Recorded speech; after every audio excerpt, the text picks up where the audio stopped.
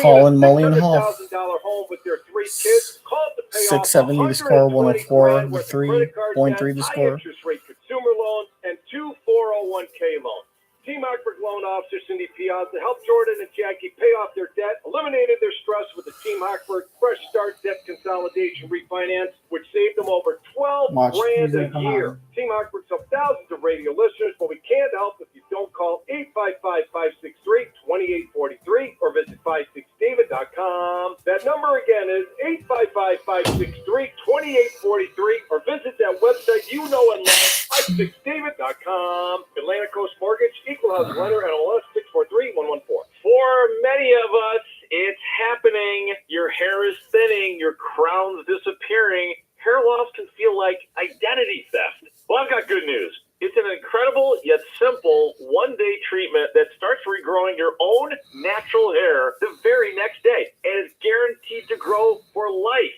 It's the Advanced FUE from Advanced Hair. We've all seen the pills and lotions that come with monthly subscriptions. They may sometimes help retain what you have, but they will never regrow hair that's completely missing. From Advanced Hair's state-of-the-art facilities to their world-class physicians, it's not maybe your hair will regrow, it's guaranteed that your new hair will grow. You decide how much, how thick, and where. For your free consultation, $250 off, and 250 free hair grafts, call 872-217-HAIR. That's 872-217-HAIR or advancedhair.com. Hey, if your garage floor is cracked and stained, you already know that it's making your entire garage look bad. With one easy call to Comer & Cross to 1-800-NEW-FLOOR, you can get a quick estimate for a gleaming new Comer & Cross garage floor that you will love. A Comer & Cross garage floor is a gold standard, guaranteed to never chip, crack, or show tire lift like epoxy or paint ever. And in one day, Comer & Cross will fix all your cracks and pits perfectly. They'll apply the gleaming new Comer & Cross concrete floor that you choose, and they'll even move your stuff out for you. Several realtors now say a Comer & Cross garage floor can increase your home's value by 5 to 10%.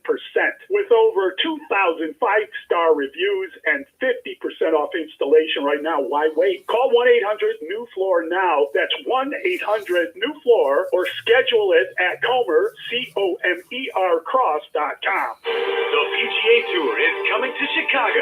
Join us for the President's Cup at Medina Country Club, September 22nd through the 27th. This must-attend team golf event brings together the best international players from around the world to compete against the top United States players in high-energy match play competition. Don't miss the epic moment. Kids 15 and under get in free with a ticketed adult. Tickets are on sale now at presidentscup.com. Hey, it's Mully here, and I'm here to celebrate what you can do. And that's exactly what QC Kinetics patients are doing, not bracing for the next jolt of pain. That's gone. They've moved on. They're back to living their lives. You've heard me talk about Dr. Caravelli and her team at QC Kinetics. So many of you have been through their game-changing regenerative treatments done right in the office. No missing work, no surgery, no long recovery. The inflammation calms down. The pain backs off. Let's get rid of that pain that is bothering you, hampering you, starting now. The consultation's totally free to see if you're a good candidate. Weekend appointments are available. Just call 312-847-4347, 312-847-4347. QC Kinetics, 312-847-4347.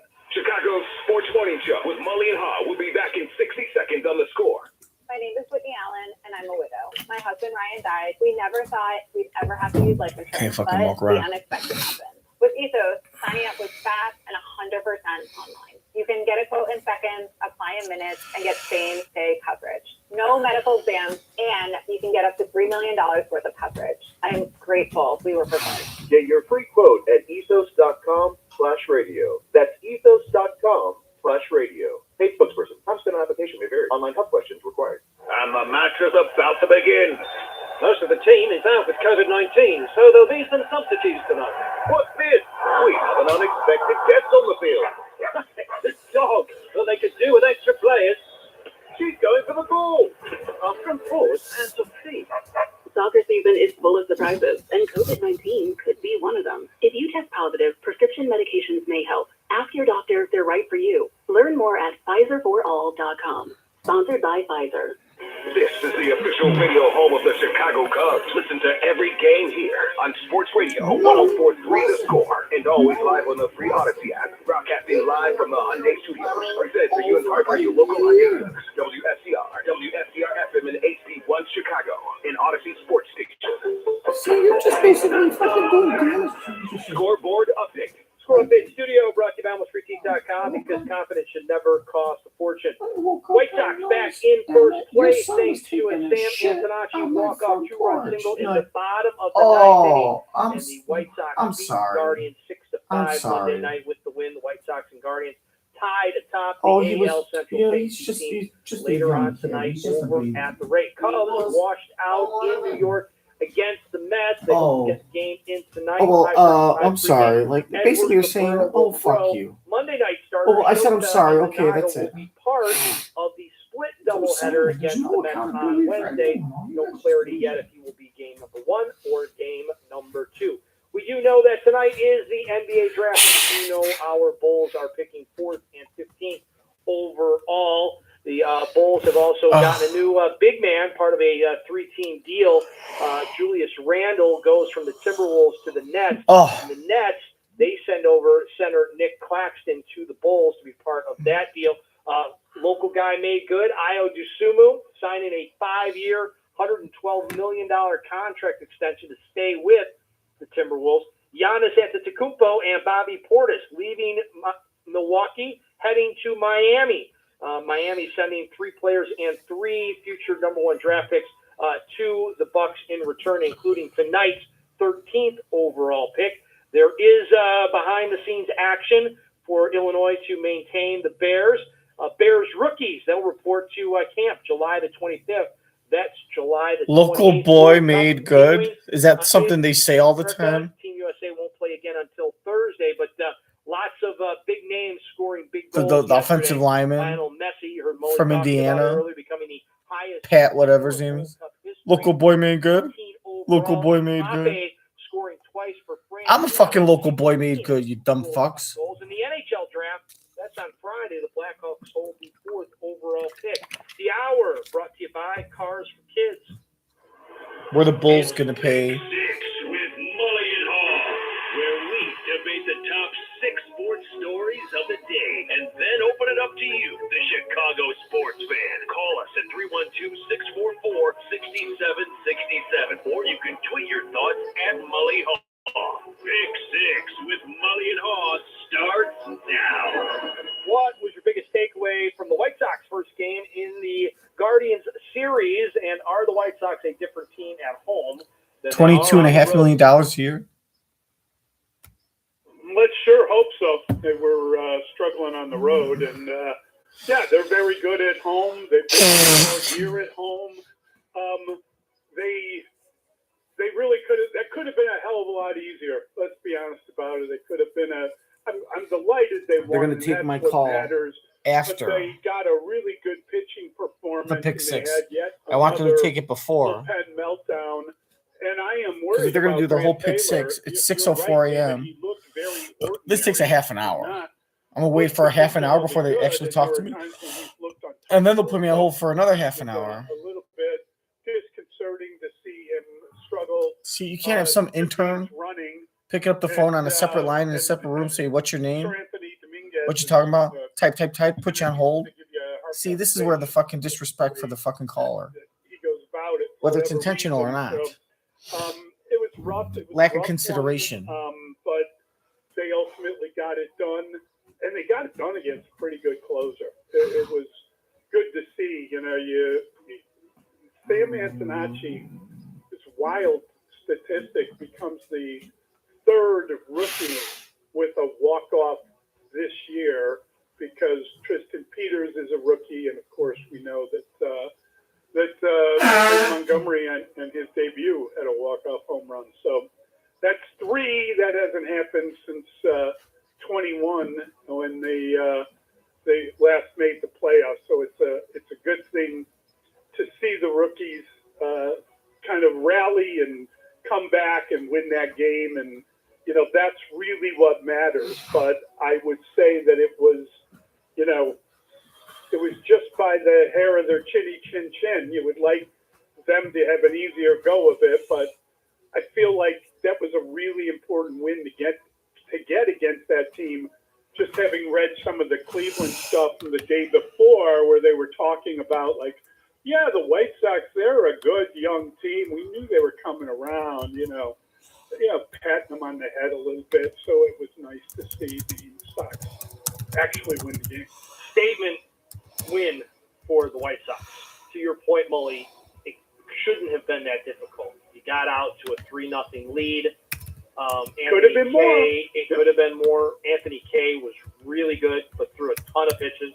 They had to get him out of there. He got right over 101, I believe, pitches last night. So you had to take him out and preserve him. The bullpen just didn't do the job. They came back and pick.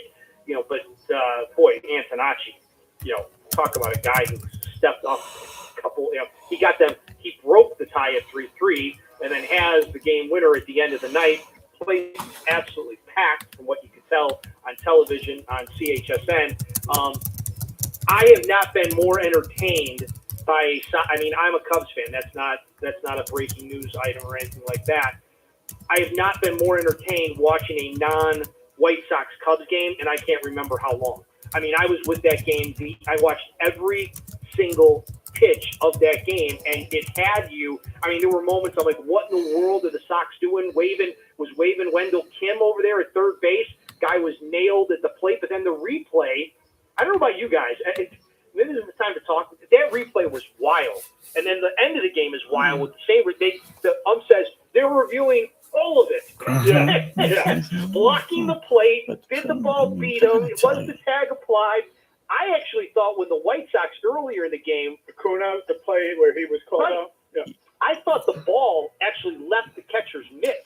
That's how they looked on replay over and over and over. It's not what happened. I would fire him and I'd do some major reconstructing of the station. And I said, I think this is a like what? I'll tell you what. Why don't you get a piece of paper drawn up by a... Well, Anthony Kay definitely delivered 8 strikeouts in 6 innings, and he did not give up a run. That was, I think, the biggest reason for the victory. Sam Antonacci, outstanding. He's underrated. People talk about how often he gets hit by pitch, and yeah, that's all well and good. But he's a pretty good hitter, and he certainly has played a serviceable left field. Carmen, strike 2 at this adult game of T-ball. He epitomizes everything the White Sox are.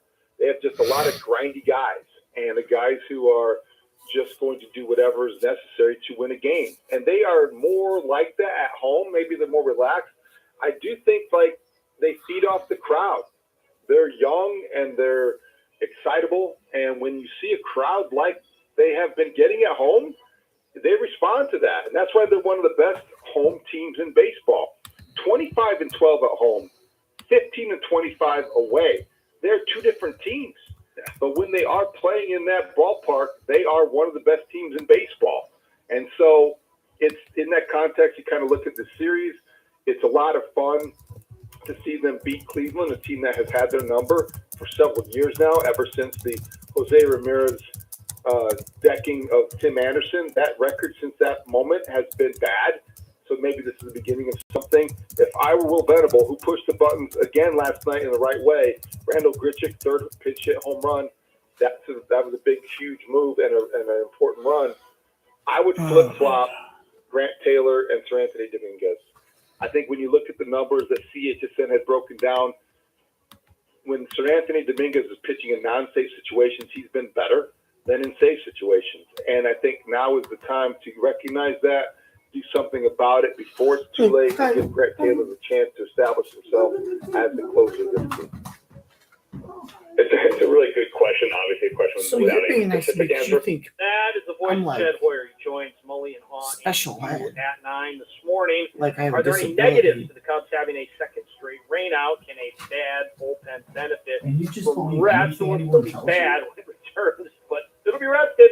What's going to happen to this series now?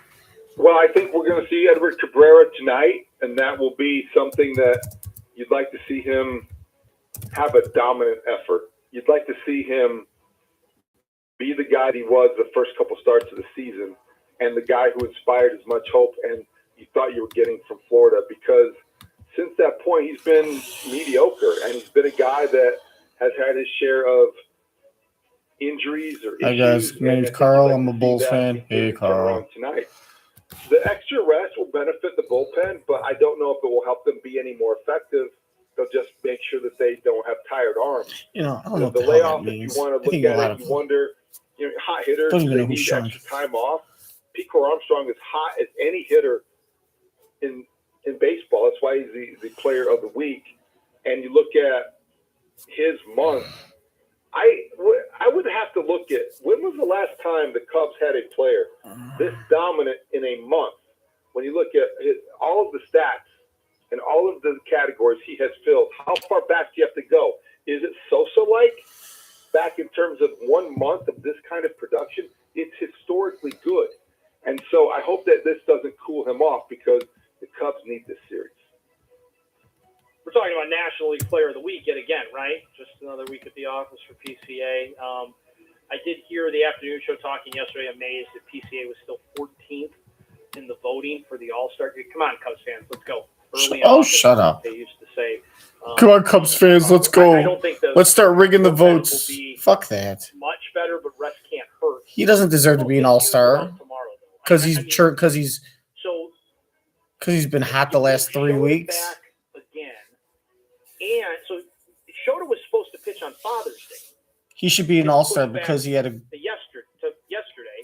Now he's a good month of June, a good first half of June. Distinctly when the Cubs thought it was a good idea to give Shota a bunch of rest, and then he got absolutely lit up against the Cardinals. Now, why is it a big mystery? Does he start the first game that's got a 12-10 first pitch, or does he start the second game that's got a 6-10 first pitch? I don't think PCA deserves to be on the All-Star team. I don't think we should be rigging the ballots because it just feeds his ego with a false sense of hope. It'd actually probably be more humbling to him to not make the All-Star team instead of him making the team because he had a good month of June. Why does Cabrera need to go today? I just think Shota should be thrown this year. Mommy and Daddy, I'm just going to give it to you because you want it. For Shota, because I have that bad memory of when they gave him extra rest, and it was a big series against the Cardinals on the road Friday night down in St. Louis. He absolutely got lit up. Yeah, I would say that the negative that hits me about this is that you are accurate. It is an important series for the Cubs. We've been waiting for them to get the bad taste out of the mouth over that bullpen meltdown. Last time we saw them play, we talked about how negative that was. So you kind of push that off another day. But really, the thing that bothers me, I think it's hard to win a doubleheader. I just think it's always, kind of difficult to win a doubleheader. So it makes me worry that I think we decided they need 3 of these games, right? Didn't we talk about winning 3 of 4 going into Milwaukee on the weekend just to kind of make a little statement, get a little momentum, whatever, turn your season a little, and now if there is even a hint the show ended. Splitting the guy signed off. particular day, then that's not helping you with the winning the 3 of the 4. So I'm ready for them to play again. I mean, I'm ready to watch some baseball to hear the fellas do the game, and honestly, it didn't seem like this guy was taking any calls. Frankly, I heard him take 1 call. It just seemed like, we're going to get started here pretty soon, so hope you have questions. Well, the Bulls got it going tonight. Right now, they are picking 4th in the NBA draft. And will the Bulls take the gimme and wind up with one of the top 4 players in this draft? Most likely, Caleb Wilson. There has been a lot of speculation regarding the 15th pick. The latest seems to be possibility to take the Michigan star, Yaxel Lendenborg. You good with a guy 24 at 15? 7 years of him, right? Freeberg mentioned that if you start talking about age, it's really interesting. I've been reading a lot of these mock drafts, and Lendenberg is kind of the only player that is deemed appropriate, other than maybe someone from overseas, that you would take that is not necessarily freshman, sophomore, right? Most of the first round of the draft, if you just follow the mocks, all the seniors are going in the second round. All the guys that have been in college pretty much are moved to the second day of the draft, which is very interesting. But I think that there's just this sort they all want young talent that they could develop. The best players but these young kids also want money. Those guys as you can. And they don't want to play. They don't care. And they'll lie to you.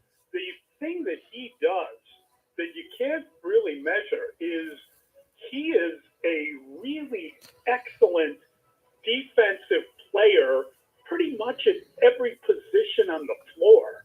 I mean, he can body up with the big guys. He's quick enough to go with the little guys. I mean, I don't know that you want him on point guards all the time, but he could definitely do that a couple runs down the floor. He did that at Michigan, and he had an unbelievable year. So if part of your slap thing is getting guys that have a defensive mindset, like he is a really good basketball player, and I'm not limiting him in any way to saying he's just a defensive specialist, but he can do that. Among his skill set is good defense. So if you can get a guy like that, I would have zero problem with the Bulls taking him at 15. If he ends up falling to 15, he's obviously scheduled to go higher. But I noticed there was an ESPN mock draft, and there was another one in the Athletic that both had him going 15, which is interesting just because of his defensive prowess.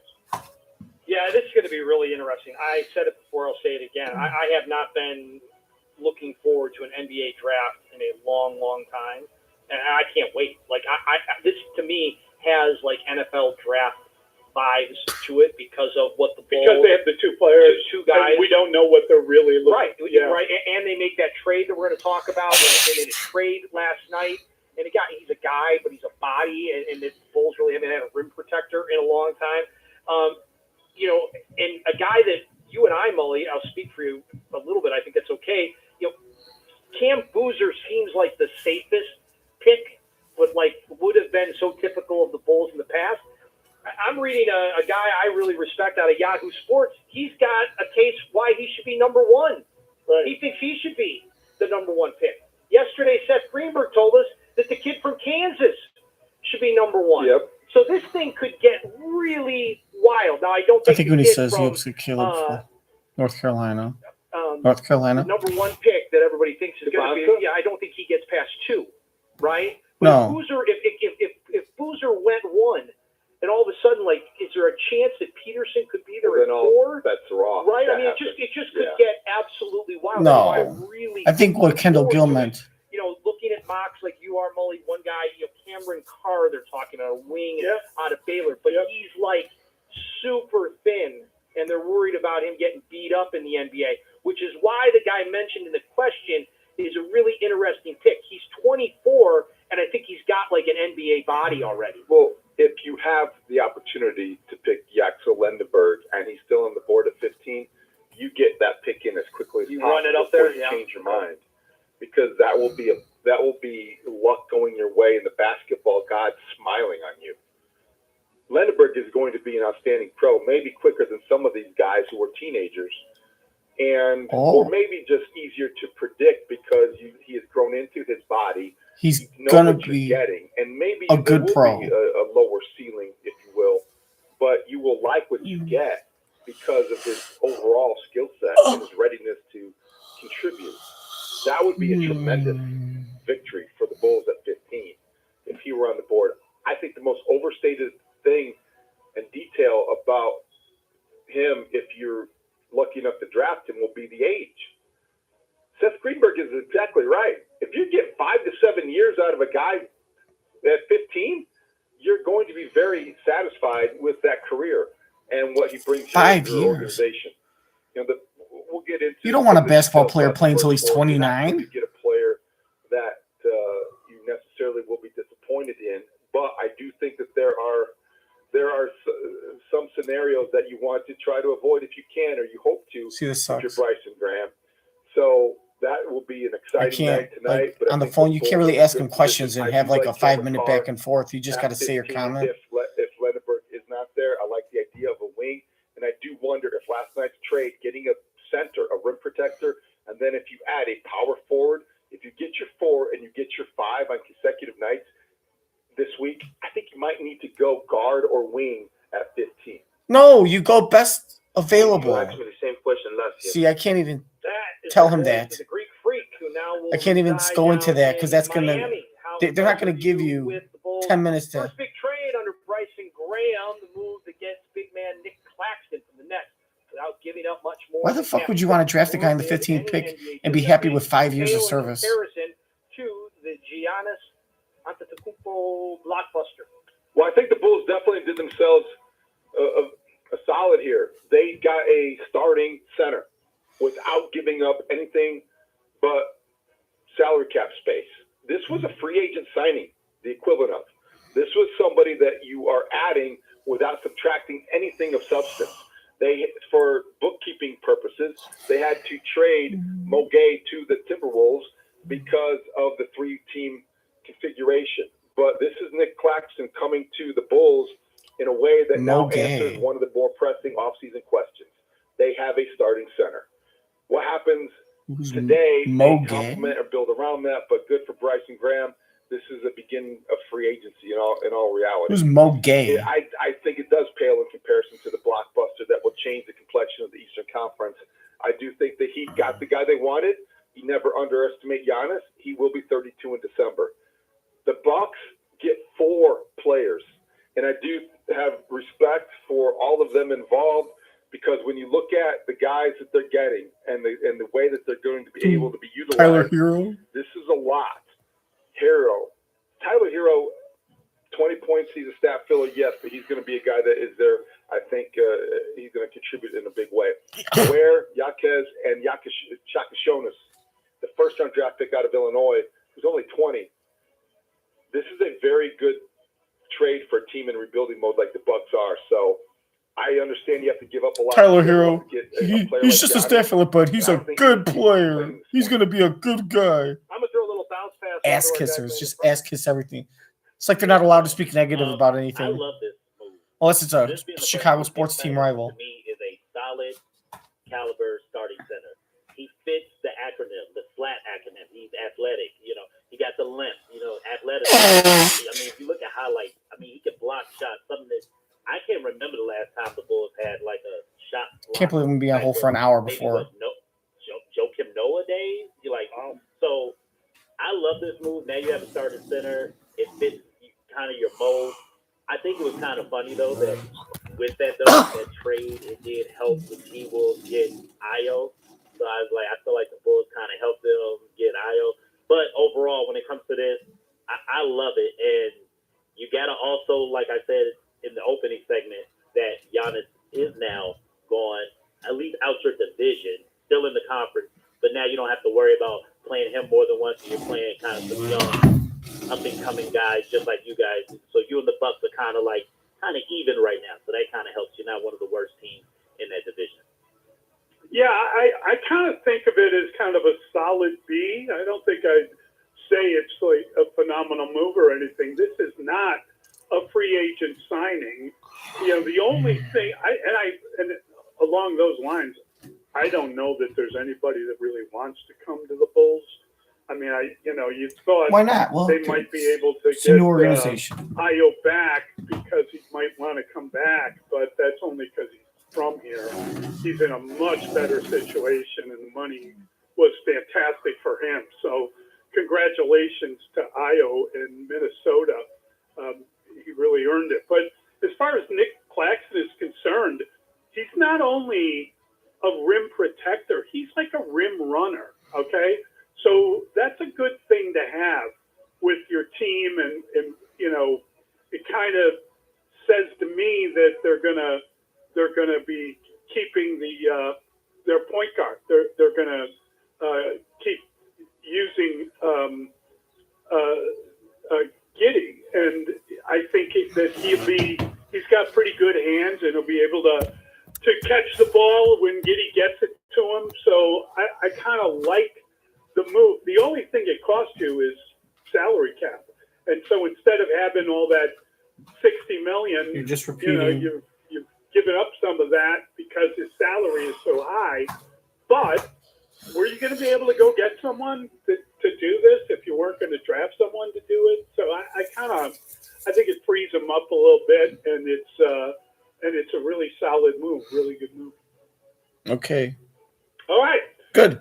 We're going to be right back with the Pick Six, Mully and Haugh 104.3. They're going to be right back with the Pick Six. And I can't even go watch TV because this is where they should be saying, hello, who's this? So 26 minutes of the Pick Six, they only got through 5, and they're going to come take a commercial break and then do the last one. Watch us do the show live. Check us out on YouTube and Twitch, talking Bears, Cubs, Sox, Bulls, all of Chicago City. And of course, when you're driving around on your lunch break, listen to us in crystal clear quality on 104.3 FM. There's no one way to listen or watch Rahimi Harris and Grody. Middays 9 a.m. to 2. So listen and watch your way today. This segment of the program brought to you by Ashley Home Store. Ashley's Stars and Stripes sale is here with hot buys for every room in your home starting at $4.99. And declare your independence from hot, miserable sleep with cooling mattresses starting at just $6.99. Going on now, only at Ashley. Advertising material. Zimmerman Reed of 1100 IDS Center, Minneapolis. Consent is not a condition of purchasing goods or services. Attention, all rideshare drivers. If you are a current or former rideshare driver, listen closely, as you may be entitled to significant compensation. That's right. If you drove for a rideshare service any time in the past 10 years, you may be entitled to significant cash for unpaid wages and mileage. Text READY to 323232 right now to see if you qualify for compensation. That's READY to 323232. Rideshare services may be in violation of federal and state employment laws. If you were a rideshare driver part-time or full-time anytime during the last 10 years, you may be entitled to significant compensation. Text READY to 323232 now to see if you qualify for compensation. Let me get ready to hear my voice on the radio because I'm Jack and I'm going to be famous. I'm a local celebrity. I learned from Carmen. We're all full famous. Texting privacy policy. The whole time, here I am enrolled, and he just Texting enrolls you for recurring automated text marketing messages. Message and data rates may apply. Reply stop to opt out. Frank, your Nothing. flounder lasagna. I had to go That's okay. on my dad's cell phone and call from a separate line and say, hey, Jack, I know. this is Maybe Carl. it's time to switch back I to your called. wonderful First American You know Bank. what? Yes. And First you put me on American hold Bank, loan deals on in the town, other line. benefit mortgage I've been on loans, hold for home equity 52 loans, minutes. incredible personal service. Exactly. So why not switch to First American Bank? Because my You bank is haven't big even important picked up bank. and took my Really name. important people. And you're not important? I'm important, but not as important as more important people. That's crazy. You know, your bank is If I didn't forgotten call it's customers like you that made them big. First American Bank would never make that mistake. They know how to treat people. I mean, if you start starving. Yeah, here. Totally oblivious. Oh, they're answering. Talk about old. No, wait. Because the whole time, I'm in other people. And now I have a lasagna. Other people on the air. Other people's phone First calls. American Bank, the bank that does more for your money. Visit firstandbank.com or call us at 847-958-3700. Member FDIC, equal housing. And I'm here like You're 3, listening 4 to 104.3 The Score, powered by Circus Sports, the official sports book of The Score. Circus Sports, sports betting the way it should be, with no bet fees. It's not like I've been on hold. It's not like I said, oh, it's not like I talked to him. If I called first and I at least like said my name or phone I'm talking about, and other people are taking first, I don't mind. But other people are getting their calls on there. Technically brilliant goalkeeper and creative attackers drive a side that has all been built on flair, craft, and an electric home atmosphere. Brought to you by I haven't even been helped. Imagine if you showed up at a restaurant Sketches the lead athlete. and you showed up at the hostess stand, right? You walk up to the hostess stand, the hostess Unbelievable. oh, okay, well, she's probably going to like, seats and more. She's going to the kitchen and do it to go. Like, that's okay. Like, some people will be like, excuse me, she didn't even say hello. I'm sure it would have been nice to be like, hello, how are you? Welcome to, welcome to Applebee's. I'll be right with you. I have to get you some. I have to get some. Not the end of the world. I'm not picky. Now imagine if you're standing there at the In the hostess midst of a wild bunch of storylines for 15 minutes and no one comes draft to the night, hostess and I desk. think that AJ Devonta will be a member of the Utah Jazz. Either Danny Ainge and the Jazz will trade up to the #1 overall pick, or the Washington Wizards will shock much of the basketball world by taking Kansas Darren Peterson with that first pick, leaving Devonta at 2. I'm Drake Toll.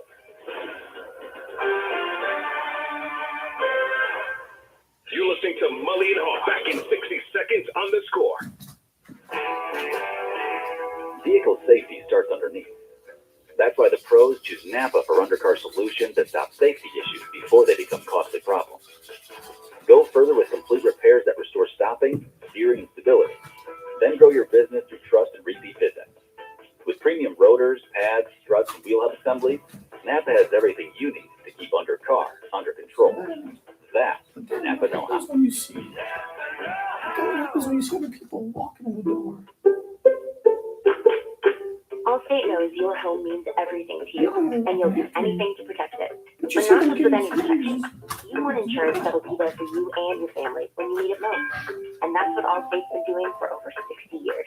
So check Allstate first for home insurance you can rely on. You're in good hands with Allstate. I mean, there's no way in hell Savings you're vary. telling me Coverage subject that to this terms, is some qualifications, long and availability. Allstate Vehicle and Property Insurance Company and affiliates, Northbrook, Illinois.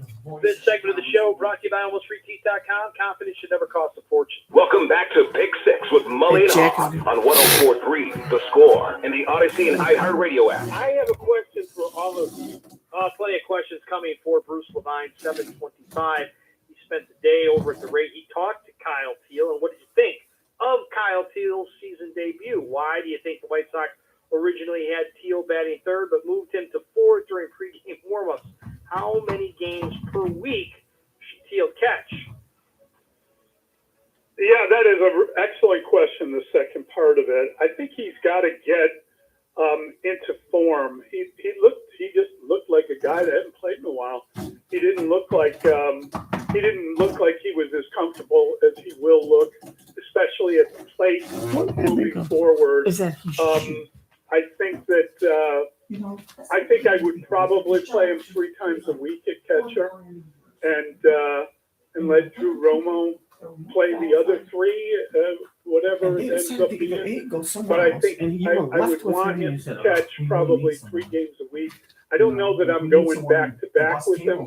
I'd like to know how he's feeling. I'd like to know what the medical reports are before you project this stuff. But I would want him batting all the time. I think he just needs it back. There were better people, but they wanted more money. He just hasn't played baseball in a while. He was on the AIL. So I think that you really kind of need to get him at bats, and that's one of the things that I would concentrate on doing with him. But I don't know about whether or not I can him 2 days in a row right now. I'll take that. Just the 2 types of injuries he had and coming back from them, and how difficult it is to catch.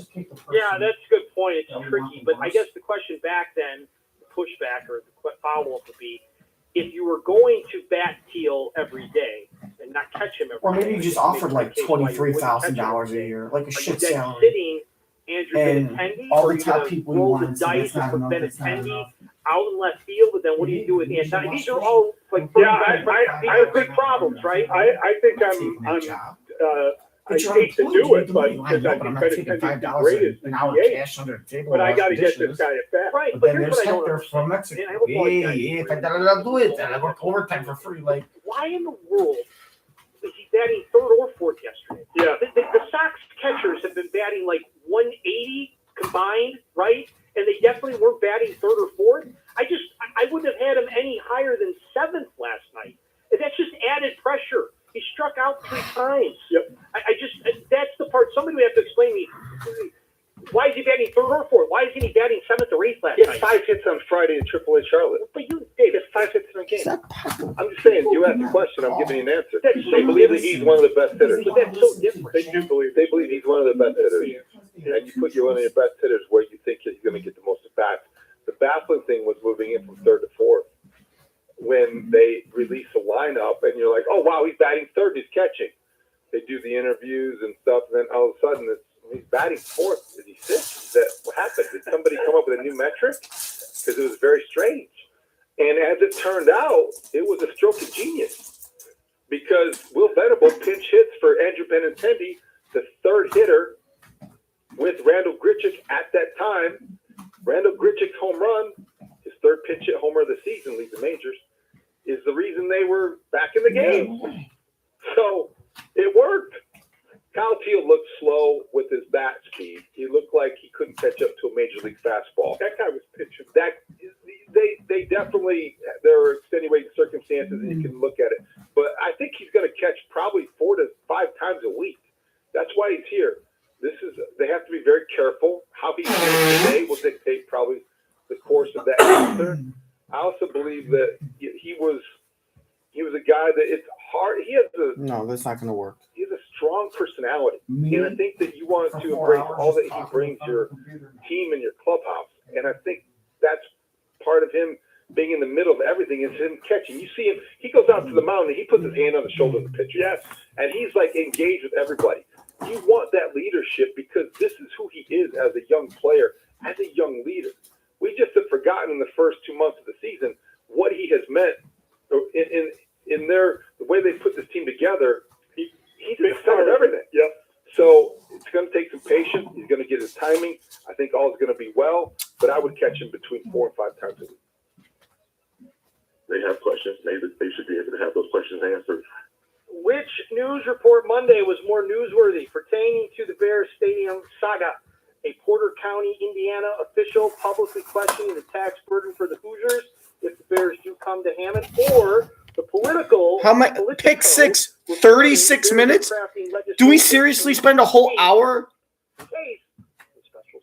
A whole hour doing pick six? I think, though, the Porter County complaint... 6 questions, 5 minutes. Really being This should be a half an hour segment. This is not... Why do you call it pick six? This is just an hour of radio. On this idea. And this oh my God, I swear to fucking God. Was fast-tracked. You fucking watch how long this shit... There didn't no 2 commercial breaks. No one could pick up and be like, hi, what do you want to talk about? Like, now this is where you don't know. Do they even know I exist? Does someone know there's someone on hold? If not, oh well. Who gives a shit? We're making our money. Fuck you. To Northwest Indiana, which remains a definite maybe because of what else we heard from Politico, which is the story of the day, which is why we're talking to Cam Buckner at 8:25. The Bears, whether they're using AI, whether they're talking to the lawyers, whether they're talking to lawmakers, whatever the case is, they are crafting this themselves. And I called at 5:53 a.m. So there are no, like, or didn't think of that. They're being more deliberate. They don't have a looming ticking clock in the background. They don't have a deadline to operate under. I don't know if this is the way you typically go about things. It's very unorthodox. But what about this has been normal? Nothing. So this was significant, though, because it tells me they're trying to do everything possible to get something in place so they can call a special session and get going at the speed of business. Any news that keeps the Bears in the state of Illinois is the biggest news to me, and I hope to all Bears fans. But I want to add something to this, and maybe it's shrug your shoulders and laughable, but it's out there, and other more reputable journalism outlets than me are reporting this. There are also 2 more locations making a pitch to get involved in this. The former site of U.S. Steel is trying to get involved, and also a 150-acre parcel of land in McCook trying to get involved. So now there's other options if Arlington Heights or Soldier Field Part 5.0 or whatever it would be are not options. But let's do what we can to keep the Bears in Illinois so we can continue to call them the Chicago Bears. By far the bigger story is the Bears working on legislation here. I mean, frankly, I'm surprised that no one in Indiana has complained before. There's no real politician. This thing just kind of flashed through the State House. They're trying to show off fire the waiter. Their business acumen. They're trying to recruit business from Illinois, and that's why they're doing this. So it's a great job on their part. It's what they're hoping to get done. But there's got to be people that are like, wait a minute, we're paying for what? Why would we build that there? There's got to be somebody that wasn't happy about it. So the idea that it comes from Porter County, okay. With all due respect, Mr. Rosen. Dog bites man. he's new, but you're obviously he's ready to be working on with the big dogs. This is the major leagues. This is not just this Chicago. Their stadium So he's new. in the Chicago area. That is, does he need to go back man bites dog because they had already said the board voted unanimously. I'm not demanding we're that you definitely fire going to start looking at the site in Indiana, and we're building in Indiana. Oh, by the way, we're also still talking to the state of Illinois, and we're trying to get something done so they can vote on that again, and we can come back and get things done here. So it is entirely contrary to what they say they're doing. They're still trying to figure out a way to stay in Chicago. They still have the land in Arlington Park, the old Arlington Park, and they want to be there. Clearly, they want to be in Arlington Heights. So I don't think anything has changed other than they're actually writing their own legislation. It's a big deal. When you buy the corner lot and you envision building your dream home there, that dream doesn't really die until it has to die. And the Bears bought the lot. They bought the land. And they want their dream home to go there. They're doing everything within their power to make that happen. Yeah, they're in the perfect spot, in the perfect place. Location. Yeah. Now they just have to make it happen. Yeah. And that's what they're trying Location. Indiana. All right. That's we the got perfect an extra location. point. We're going to get right to it next. It's Mully and Haugh. Oh my God. It is 104.3. Another commercial break. They're doing a bonus one. Pick 7. The whole hour. I can't sit here. Of the hyperactivity of the PCA streak. And I said to myself, took a deep breath and said, I'm still not exactly sure who PCA is, though. Is he that? Is he this near elite, a chance to be an MVP candidate? Or is he just this incredibly streaky hitter? Rahimi, Harrison, Grody. Middays 10 a.m. to 2 on Chicago's Sports Radio. 104.3 The Score. And live on the free Odyssey app. Hey, if your garage floor is cracked and stained, you already know it's making your entire garage look bad. Add a bad epoxy job, that's just going to look worse. With one easy call to Comer and Cross, one easy call to 1-800-NEW-FLOOR, you can get a quick estimate for a gleaming new Comer and Cross garage floor that you will absolutely love. A Comer and Cross garage floor is the gold standard. It's guaranteed to never chip, crack, 15 minutes tire lift like epoxy or paint since ever. I called. And in one day, Comer and Cross will fix all of your cracks Not even tips perfectly. They'll apply the gleaming new Comer and Cross concrete floor that you choose, and they'll even move your stuff out for you. And several that's pretty terrible if a restaurant owner says, hey, you know what? If they're mad that you don't talk to them and they leave, fine. Other people come in and, I'm not going to get close. close. With over 2,000 five-star reviews and 50% off installation right now, why would you wait? Just call 1-800-NEW-FLOOR. That's 1-800-NEW-FLOOR, or you can schedule an appointment at Comer, COME.com. Because I'm too good. Like, we just have, mediocre talent. We take all the rejects. Money on a microwave oven. Right. Darius Acuff is that dude. We don't want people that have the potential to be on national radio. We want all the people that aren't good enough to be on national radio. 23.5 points per game with the Razorback. Check that box. I'm banking on Acuff to Brooklyn at plus 225. Bet smarter and beat the books. Download the BetMGM app today. Tired of hearing scary radio ads about the IRS? Tax Relief Advocates is different. TRA is here to tell you that if you owe money to the IRS, whether it's $5,000 or $500,000, we have a solution. TRA can eliminate or reduce what you owe to the IRS with zero risk to you. If we can't reduce your tax debt, then you pay nothing. We have over 1,000 five-star reviews on Google and an A+ with a BBB. End your tax nightmare today by visiting TRA.com or call 800-339-6282. That's 800-339-6282. Hi, I'm Patty, founder of Awesome Text. I started with a big idea to use ultra lives by turning them into people's fibers and threads. Told me that this was going to be impossible. But Chase for Business believed in me. They they gave me a lot of guidance from the beginning. Get financial guidance from bankers in the Chicago community and convenient digital tools all in one place. Learn more at chaseforbusiness.com. Make more what's yours. Real customers compensated. JPMorgan Bank and a member FDIC. The burrito is fire. Hi, this is Maya. And I'm Antonio. And the little thing we love about the Chick-fil-A hash brown scrambled burrito is that it fuels our morning. It's the full package. You have the chicken, you have the eggs, and then you add these hash browns for a nice little crunch.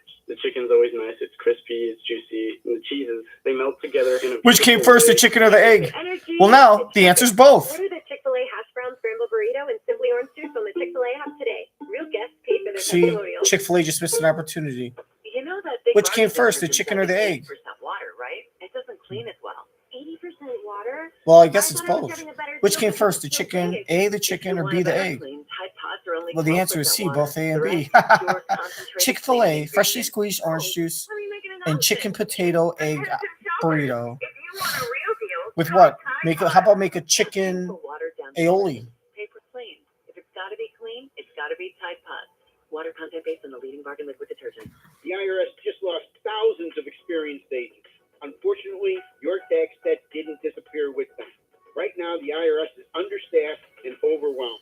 Now is the time to put your IRS issues behind you. Do you owe $5 or more to the IRS? Has the IRS garnished your wages yet? Have they grabbed your bank account yet? They will if you ignore them long enough. This is Patrick Green with TJN Tax Solutions Group. We are a local tax resolution firm located right here in St. Charles, Illinois. Don't call some 1-800-FRIEND 10 states away. We're right here. Listen, this is your window of opportunity.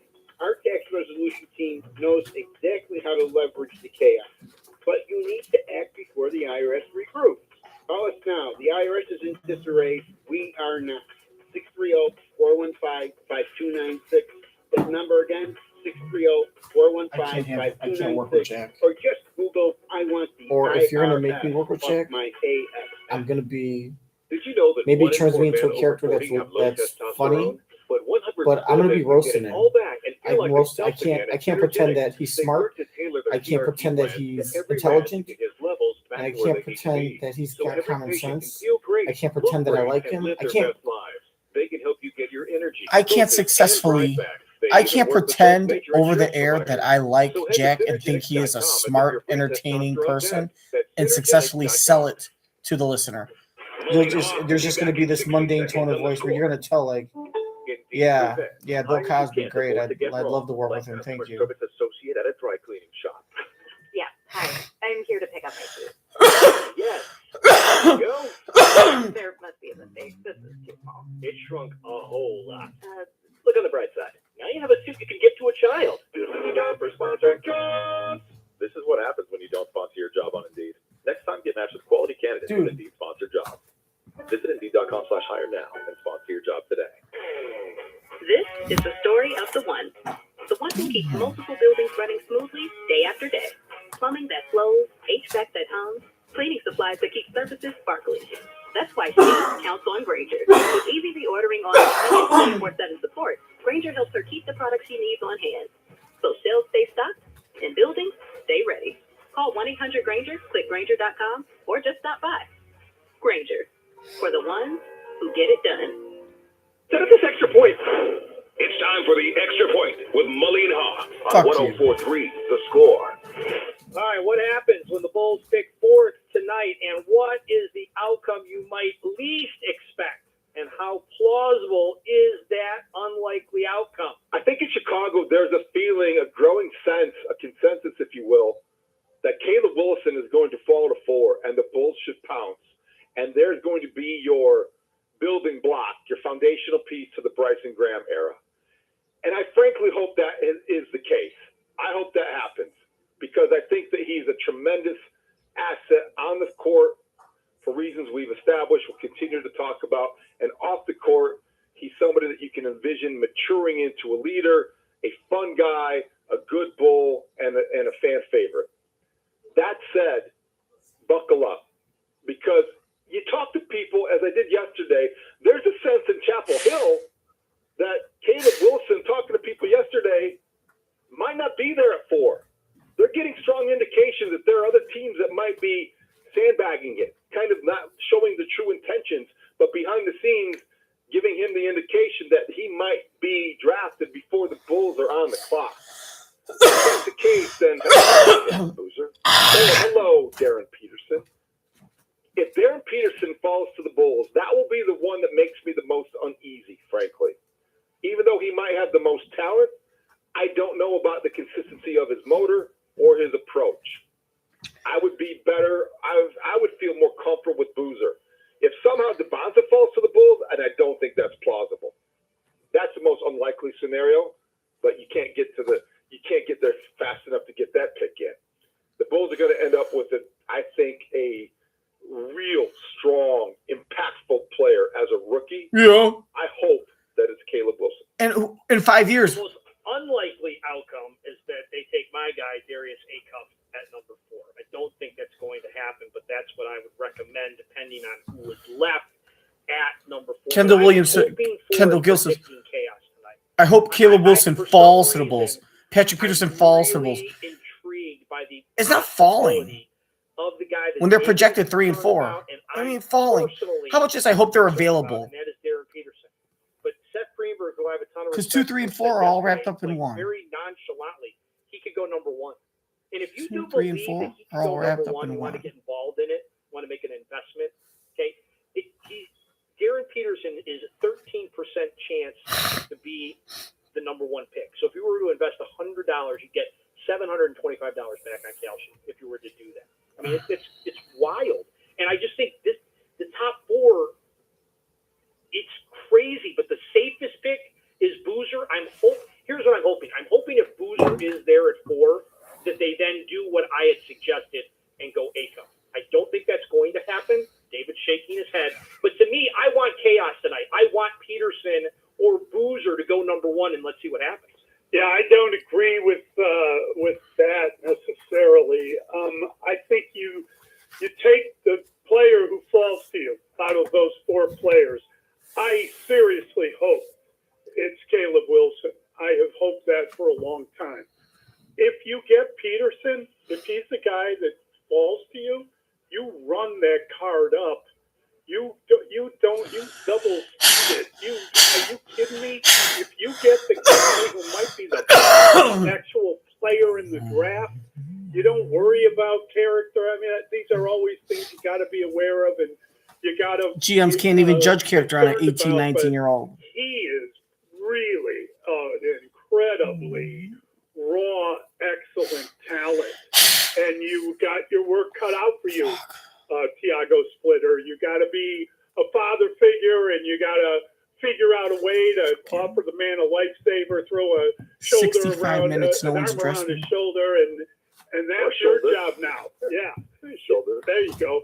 I think that they have got to take the best player they get among those 4.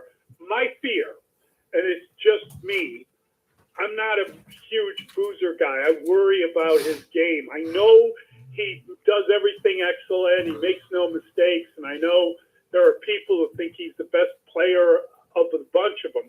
He seems to me to be less natural in the way he plays and more trained. In other words, I'm sure his footwork is perfect and what he does is perfect. But, I just worried about so many times he backed guys up to the rim.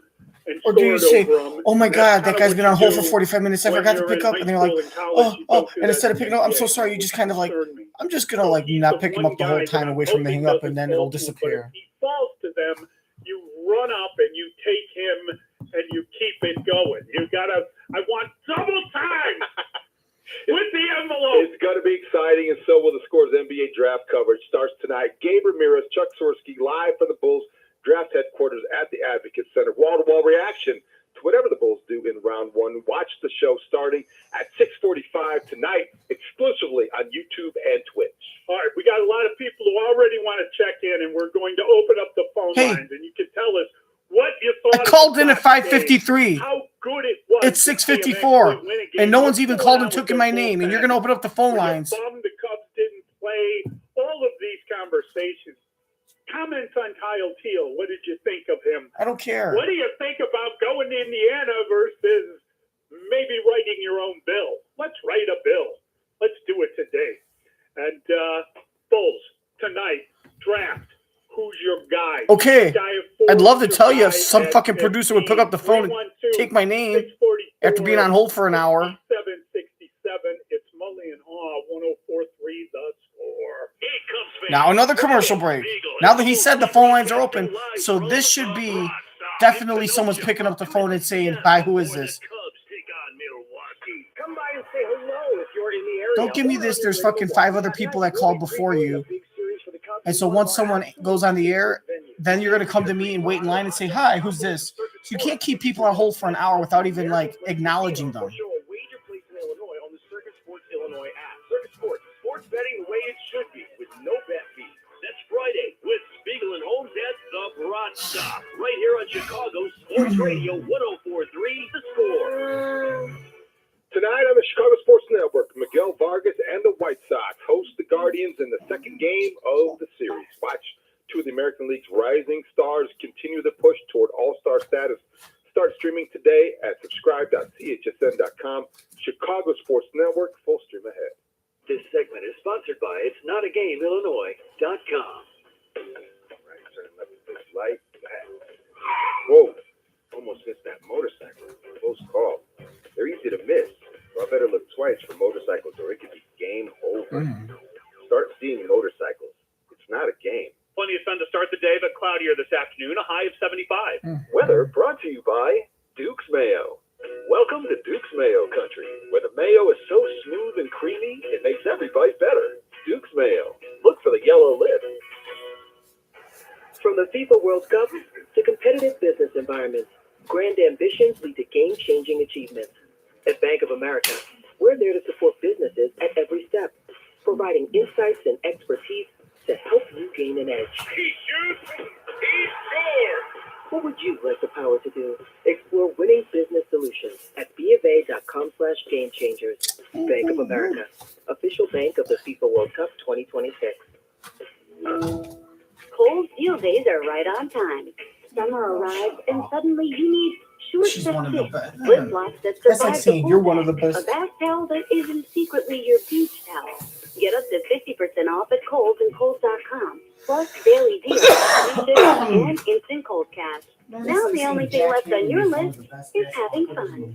Select styles, That's like saying in the exclusive supply, no 90s, purchase That's like necessary to saying get Jack instant Haley cold was one of the cash. best Plus the basketball price players in the last 90s. 28. Well, he was, fool. He was good enough to make an NBA roster. When we're called to fix the basement water problem, we get it fixed. So basically, right. like even if taking into like reserves and like, you're saying the best basketball players in the world are like, if you're one of the top, you know, there's European players. Every step of the way. And we'll treat your home with the same care and attention we give our own. Schedule your free consultation today at uswaterproofing.com and enjoy no interest and paid in full in 1 year. US Waterproofing. There are Better basement.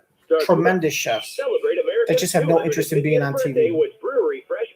They have no interest in being on television. Friday, July 3rd, it's the Celebration Roadshow. So just because someone's on a reality cooking show doesn't mean, even if it's whether it's like Hell's Kitchen or if it's like Top Chef or the Culinary Cup, doesn't mean they're one of the best chefs in the world. They're probably the best chefs in the world. Probably don't have time to be on TV or don't want to be on TV because they're so much into their cooking. For adults with Crohn's disease or ulcerative colitis symptoms, every choice matters. Tremfya offers self-injection or intravenous infusion from the start. Tremfya is administered as injections under the skin or infusions through a vein every 4 weeks, followed by injections under the skin every 4 or 8 weeks. If your doctor decides you can self-inject Tremfya, proper training is required. Tremfya is a prescription medicine used to treat adults with moderately to severely active Crohn's disease and adults with moderately to severely active ulcerative colitis. Serious allergic reactions, increased risk of infections or lower ability to fight them, and liver problems may occur. Before treatment, get checked for infections. I could have fucking called Drake. Tell your doctor if you have I could have called fucking Drake and probably gotten on real quick. Explore what's possible. Ask your doctor about Tremfya today. Call 1-800-526-7736 to learn more or visit TremfyaRadio.com. Broadcasting live from the Hyundai Studios, presented to you in part by your local Hyundai dealers. This is Chicago's #1 most listened to sports station. Again, the phone lines are officially open. Fourth commercial break. I've been on hold. Are you serious? You forget? Who the fuck at 5-something in the morning picks up a phone, a professional, puts someone on hold, and then forgets about him? I mean, are you smoking weed? How much weed?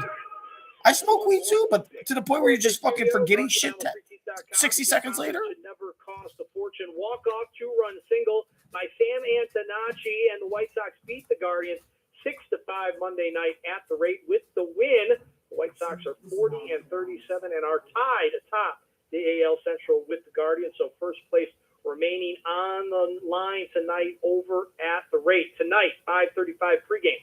Cubs, Mets, weather permitting.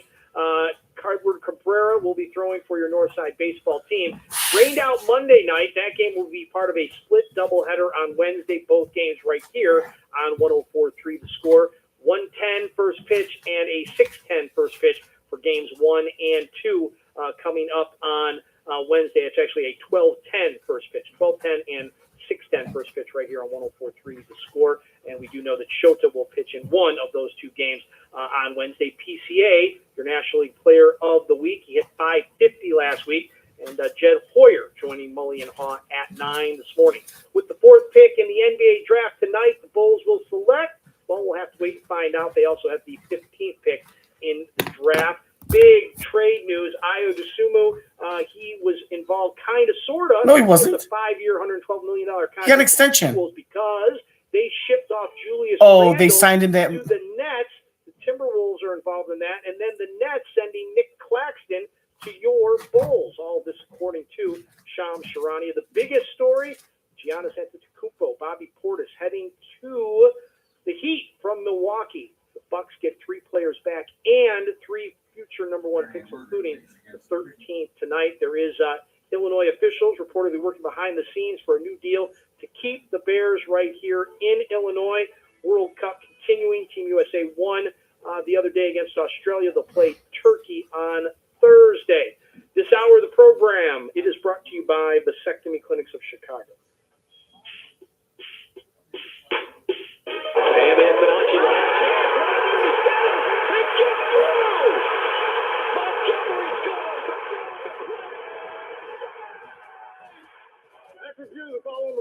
Open the phone lines. Let's take calls.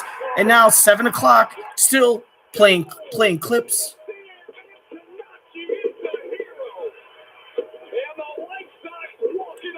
I mean, I'm telling you. Maybe studies have shown. Mully Haugh, 104.3 The Score. That was so funny.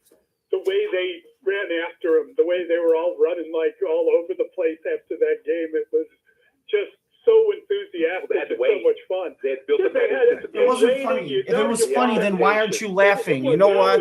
Then you say enthusiastic. That's different than funny. It wasn't funny. That was so funny. And everyone was signal safe. And then they went after him. They tore his shirt off. Oh, my God. And then later they doused him with the Gatorade bath. He said that he was running because he saw the coolers. He was very funny. Brooke Fletcher, as the post-game interview, was very funny. Sam Antonacci has got all kinds of personality and as big of a catalyst as they have and big of a character as that group really has. They've got their share. You look at the guys who have that kind of vibrant personality. Mydroth, Antonacci, Kyle Teal was rejoining the mix yesterday. I think a quiet leader in that clubhouse is Miguel Vargas, a guy that has been around a little bit longer than some of these younger guys and certainly has been traded already. It's just a fun bunch, and last night it all came together, and they came back again, Mully. And I know you know this from watching every single game, but that was the third time when they were trailing in the 9th inning, the bottom of the 9th, and came back to win. And that's second most in baseball, behind the Cubs, oddly enough, who have done that 6 times. But this White Sox team is resilient, and they should not have had to come back last night. No, but they did what they needed to do, and they get the first win of that series, and this is the big series. Oh, because at 7:32 we were gonna pick you up if you just would have won the game. And I'll tell you what, it was a really good baseball game because for whatever reason they really couldn't press their advantage. You know, they had a couple of chances. I think they had first and third, and you thought, come on, like, just knock in another run, get more out of this, and they were struggling to do that. They had, you know, obviously a man gunned down at home, and it was just a crazy send, to be honest with you. Nonetheless, I like them being aggressive, though. I do. I like that with a young team. I don't mind that. It was an aggressive send. It was test to see what you have. You're playing at home. They play if you can play with a lot of confidence in a ballpark, they certainly do that at the rate. Yeah, they do. Where they are 25 and 12. Pretty good. How do you explain that? So he fucking 25 and 12. They get more runs at home.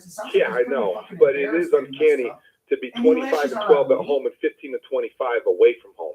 That's a team that feeds off its crowd. But that's something they got to work on. That's energy. Yes, it is. I'm just saying, they really need, if they're going to do anything this year, they're going to need to be better on the road. I think they'll get better on the road. Mooney's coming back. Their pitching will improve, but let's just move they've forward. got, you know, everyone's always dreaming about being at full strength. They just got to get better. Well, one win that they can't get better. And before we're done with this, okay, whatever. I don't like necessarily how often they are now playing let's just stop talking Acuna about at shortstop and Montgomery at third base.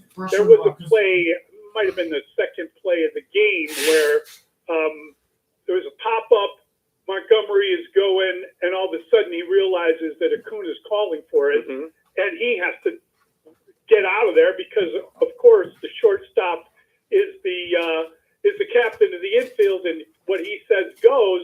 But it was just a moment where I thought, you know, you're confusing that kid. Well, I think that they do that because Mooney's out, and partly because Vargas goes to first, Montgomery goes to third, and essentially in that scenario, you've got Acuna, who is the substitute for Murakami. Or in this case, it was for Jacob Gonzalez, who was the left-handed component, and he was out. And Acuna got to start at short. And they like him defensively. Morning, the score, your name? Hey, my name's Carl. I'm calling in Antioch, Illinois. Hey, Carl, how you doing? What you want to say out of Antioch? I want to talk about the Bulls draft tonight. Excited about it? Yeah, probably for the first 45 minutes until I probably fall asleep.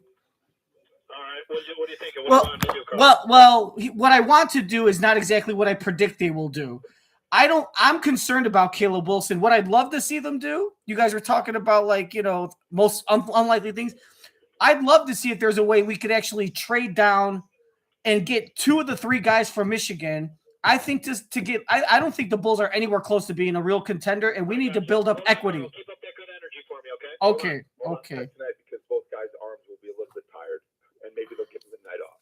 That's the you got to switch the roles, because get a load of this. In non-safe situations, an hour and 21 minutes in the last on hold. 7. At least if he better than have me on the air like in 5 minutes, because now below 1.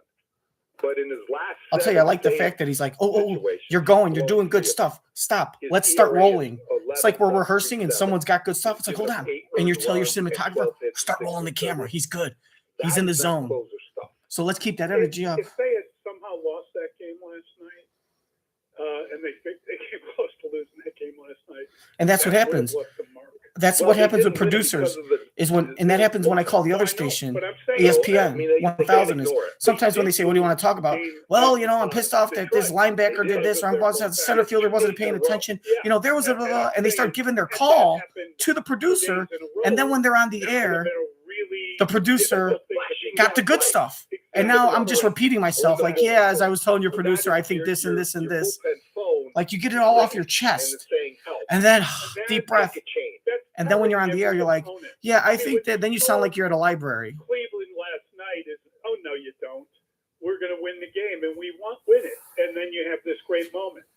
What you An hour and can't tell them 21. is, oh, yes, you can. Keep trying. That is the worst message to send to the league. That's, you know how you get to 100 losses? People just walk off on you all the time. And you don't want to be stubborn about it because you signed Dominguez to be your closer. He has to remain in that role no matter what. A lot of guys, as we have seen throughout the years in baseball, certainly in this town, aren't as cut out for the final 3 outs as they might be in other spots during the game. All right, let's get to John. John's in Joliet. Hey, John. 710, first caller. Good morning, Mully Haugh. About 9:50 last night, I got the dog howling in the house. My wife slamming the bedroom door because I'm screaming like a nut. And it's just so I'm just so happy to be a White Sox fan after years of getting our butts handed to us. Hey, you excited? Yeah, I'm excited. Not as excited after being on hold for an hour and 21 minutes. Congratulations. They showed up 24,000 deep last night, and it was a beautiful thing. 24,000 at Comiskey. It's a beautiful thing. But to Sir Mr. Dominguez, may I make a suggestion? My mom, rest in peace, could throw a champa, a sandal, 60 feet 6 inches, and I want to offer a promotion to the White Sox. Have champa night so Sir Mr. Dominguez can get the mechanics down perfectly because they never miss. They always hit their target. Have a great day, go White Sox. Thanks, John. Oh, it's hysterical. Maybe turn it into a promotion. Yeah. Brooks is probably listening at this They got a lot point. to promote. Yeah, they got a lot to promote. How about Braden Montgomery last night? That was impressive. 2 doubles. He just looks, after Steve Stone said what he said yesterday morning to us about Braden Montgomery going to be good for a very long time. And just the way that they're trying to get to promote them, give them a little direction. Say, hey, keep up the energy. Maybe there's someone like people call in the morning, they're boring.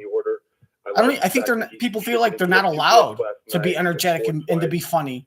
Because people call ESPN and they're funny. People call 670 and they're serious. You got his double, right? I mean, that was, and that's how they came back against one of the best closers in baseball. They did. Kate Smith doesn't do that. No. That doesn't happen very often.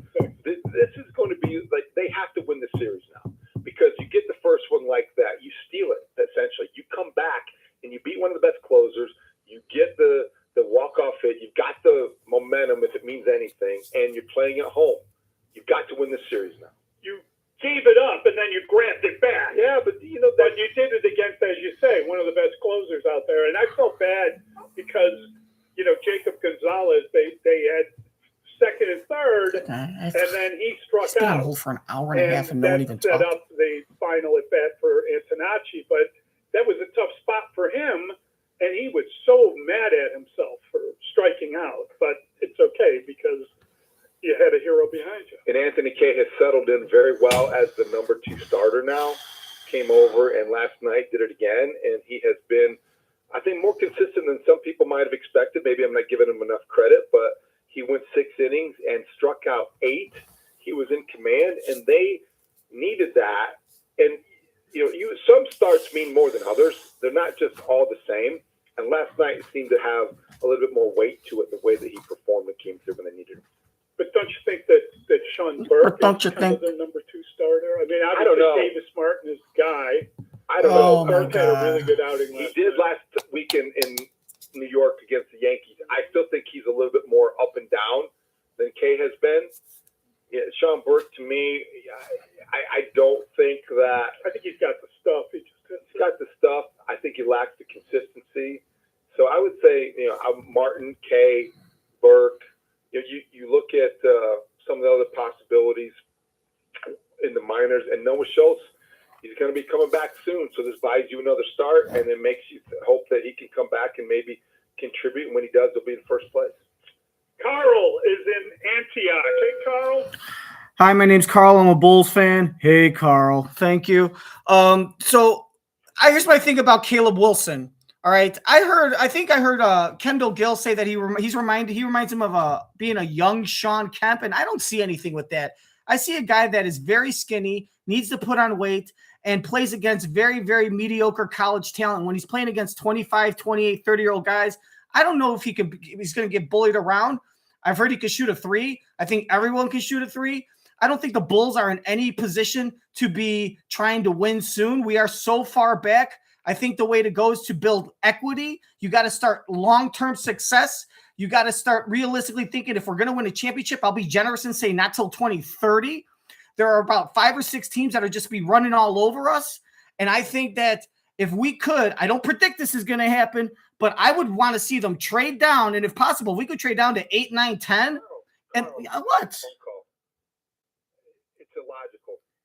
I understand that. I understand that.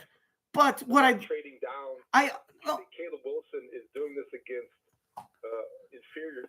No, come on. An hour and 21 minutes and you don't even let me fucking finish my call? It's illogical. Well, that's the whole point. I'm telling you what I'd like to see fucking happen. Trade down. And if we could get assets and get 2 out of the 3 Michigan players.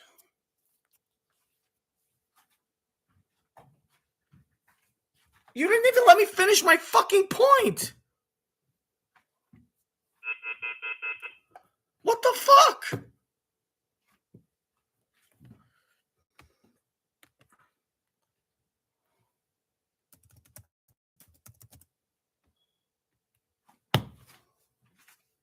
That's all I'm saying. They were even talking to themselves about things. Well, I'm not saying this is going to hit. Hold on. I've been on hold for an hour and 20 minutes. Can I please get like at least 15 seconds to finish my point? I've been on hold for an hour and 25 minutes. Can I just get 30 seconds to just finish my point? I'm not saying this is going to happen. They're going to probably take Caleb Wilson, and I hope it works out. But wouldn't it be nice that if this is such a talented draft, that there's someone that is close that might have value in him, that if we can get a first-round pick. Oh, my God.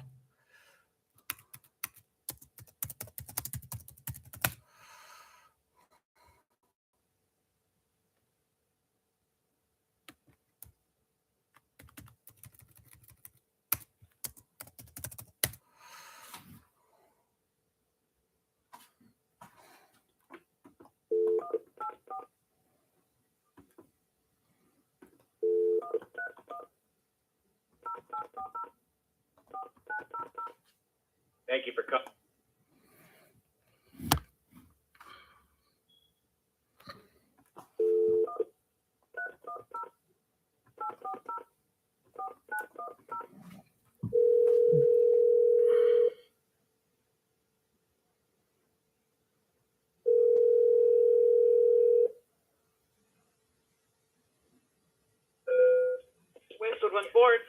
Hi, this is Carl from Antioch. Is it too late to squeeze in my thoughts about the draft tonight? Well, right now he's going to have an interview. If he does, it would be in the last segment. So it would be in about 20 minutes. I mean, I don't mind waiting. Yeah, and he should get to it. Yeah, if you hold on. Yeah. He should get to you. Yeah. Yeah, it only take up a couple minutes, and it's like the draft's tonight, so I won't be able to call back tomorrow. And I won't take up too much. And I don't mind waiting. I'm running around doing breakfast and stuff anyways. I got you on speaker. Okay, cool. I'm sorry. And it was Carl from where? Antioch, Illinois. Or you say Chicago. You say Chicago. Okay. All right, got it. Thank you, Carl. Thanks, Laura. And it was about the NBA draft tonight, and it's just a strategy for my Bulls, but all the other teams that aren't really in the mix to win a championship because it's such a strong, talent-loaded field. Okay. Yeah. Okay. All right. I got that down, Carl. Thank you. Now we'll put you back on hold. Thank you. Thank you. Oh, the broadcast will begin in 3 minutes and 30 seconds. Watch how fast. Well, look. If he wasn't doing an interview, I'd be on in 5 minutes. But that's understandable. Not as many people listen to Westwood. I can't believe that even after I told the balls, I mean, I don't. I wasn't even talking for 10 seconds. And because I say one thing, is it because I mentioned Kendall Gill's name? That other guy's sitting there talking about his grandma throwing chanclas, and it's like, oh, look, he's doing a little stand-up comedy. let's let him have the floor. And I'm just trying to get my point across. And I can't even get, and I'm sitting there. And this is usually where I would have like overrode him and just tried to be like, try to get 2 out of the 3 Michigan guys. That was the only thing I want to get. But I'm respectful and I let him talk, thinking that he's going to talk.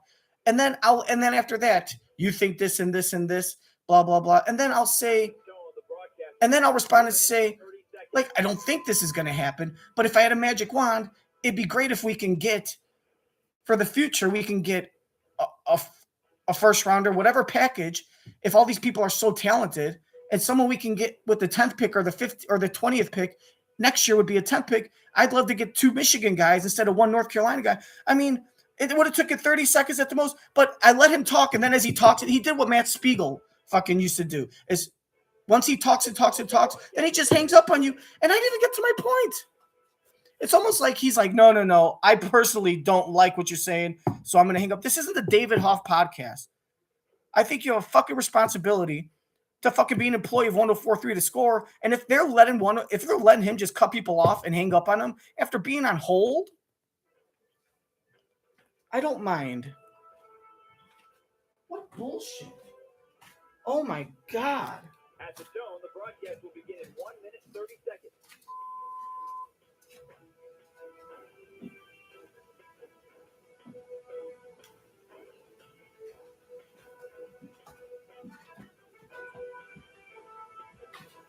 All right, I just want to start off by saying this is not what I predict the Bulls will do. This is not what I think the Bulls will do, right?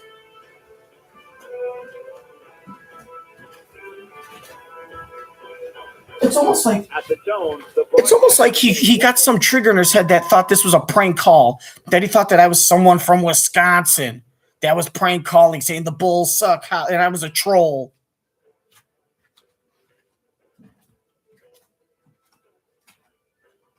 Not except you don't mean it.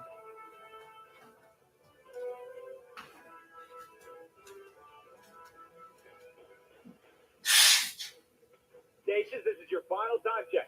At the Tone, the broadcast will begin in 30 seconds.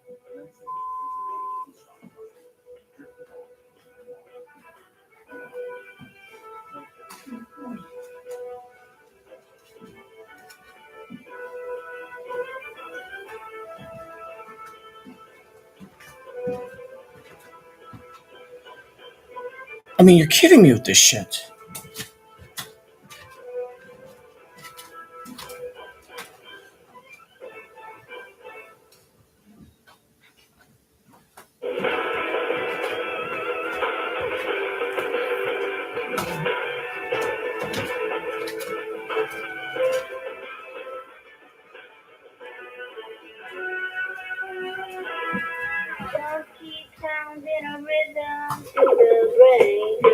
It is the Drake Cole Show.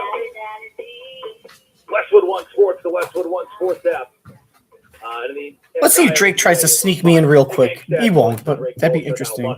If anyone would, it'd be him. Nick, the new head coach of the Dallas Mavericks is Dusty May. And I have greenlit this, not that I needed to, but throughout the show today as a positive move for the Mavs and something that I think a Billy Donovan or a Brad Stevens, the guys who have worked out from the college level to the NBA, as opposed to a Pitino or a Calipari, that this is a positive move for the Dallas Mavericks. Where I'd like to start with this, when did you start, because it was almost a bombshell for me, when did you start to hear murmurs, wait a second, Dusty May is the guy, and what was your initial reaction? That's fine. I don't mind. Well, this may be a surprise to you. This is actually Nick Ashew in D.C., so it's a little bit different here, but though I don't cover the Mavericks, and you can probably pivot if you want to pivot. I was just on hold for an yeah, I think hour, it was a surprise to everybody, whether it's in minutes, D.C. or outside. without anyone even picking up the Seeing phone. somebody that was going to go from the mat, or somebody that was going to go from college basketball to make that jump. And we really know that there isn't a lot of success necessarily for coaches that make that jump. It's been a while since we've seen that, but that was one of the hottest coaching candidates that was certainly out there. And, you know, when you bring a program like Michigan to where it was and then go to the NBA like that, hey, I mean, you're going to be one of the hottest coaching candidates that's going to be out there. I'll let you read that here real quick. I know this might be one of those funny moments, and we'll just laugh at it, buddy. 100%. This is one of those 2 contacts, 1 phone number kind of deal on our end, and so this helps me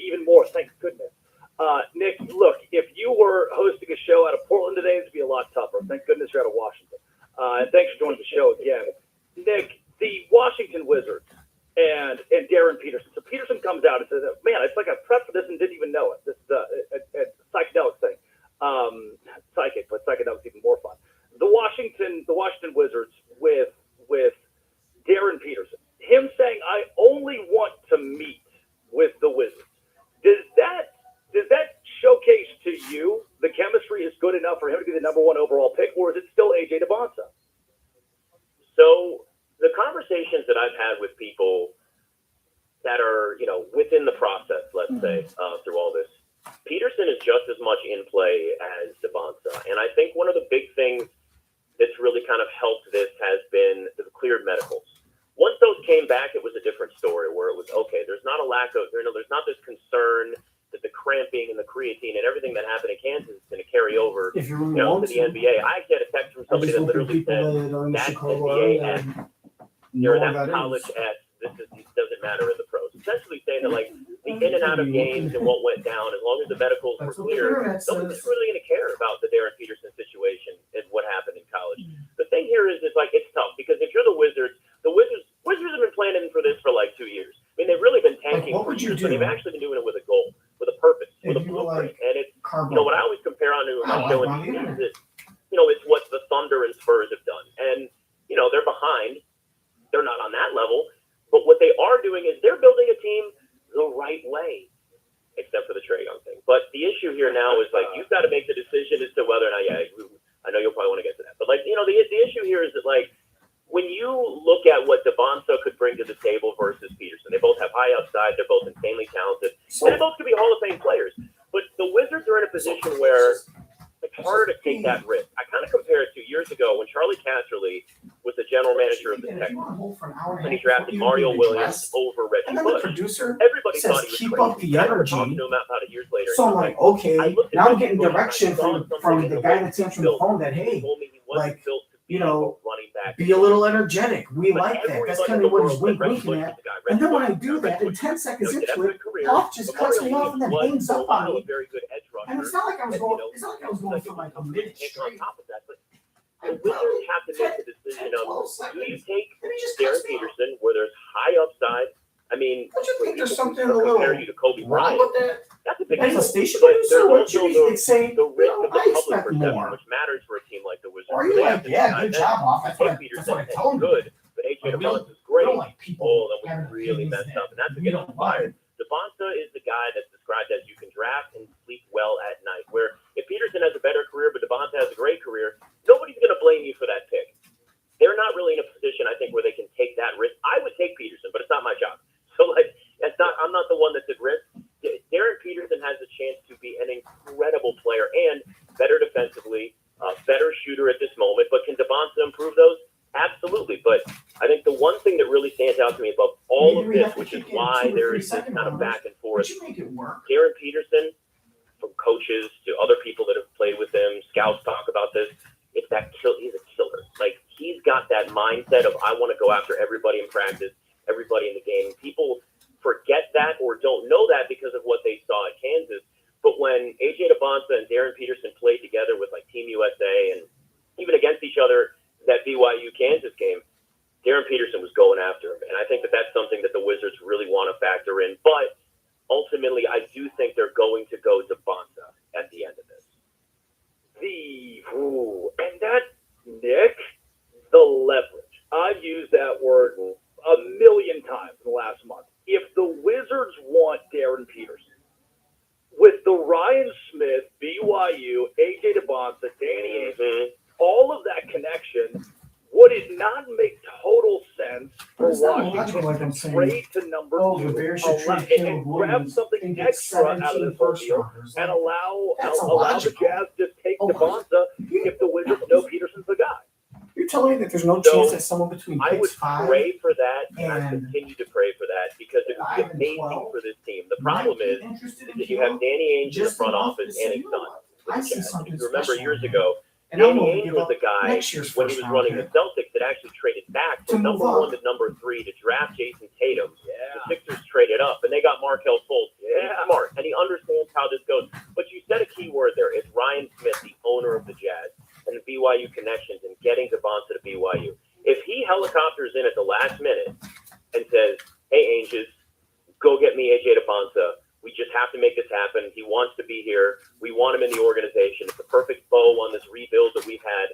I think that's the only way that happens. And if you're the Wizards, yes, I would do that in 2 seconds. I mean, there's the rumor, and I don't think there's really much truth to it necessarily, but it is like one that's spread for a a while of like the Wizards trading down a spot and then getting Ace Bailey, who wanted to also play for the Wizards. Did not work out for the Jazz last year because he wanted to fall to the Wizards. So it's like Ace Bailey, another first-round pick in like 2029. If I'm the Wizards, I'm doing that in 2 seconds. And Will Dawkins and Michael Winger, the two guys in the front office, have Oklahoma City Thunder connections. They operate in that mindset, extra picks, look down the road. So, yes, it would make all the sense in the world for the Wizards to do it. You pretty much just have to likely have the owner of the Jazz telling his front office, go get me Devonta. Yeah. Nick, incredibly grateful for your time and in an impromptu way this morning. Thanks for picking up the phone. Last thing I got for you is on that Trae Young deal. I know the verbiage was to test the open market, not his verbiage. Kind of that frequent you hear is like, okay, how much money can he get elsewhere? Can he leverage himself with the Washington Wizards? Over the last week, Trae Young, the Wizards, and again, he was pretty clear. I want to be in Washington. At least that's what it seems like. How is that relationship right now as those two have finally inked a deal?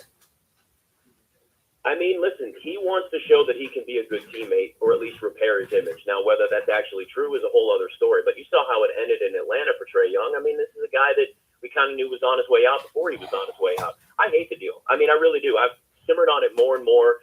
Kind of knew it was coming. Originally, it was kind of told it was going to be a 3-year deal. It might be 4. But if you look, it's 4 for $212, which is the max that any other team other than the Wizards could have paid him.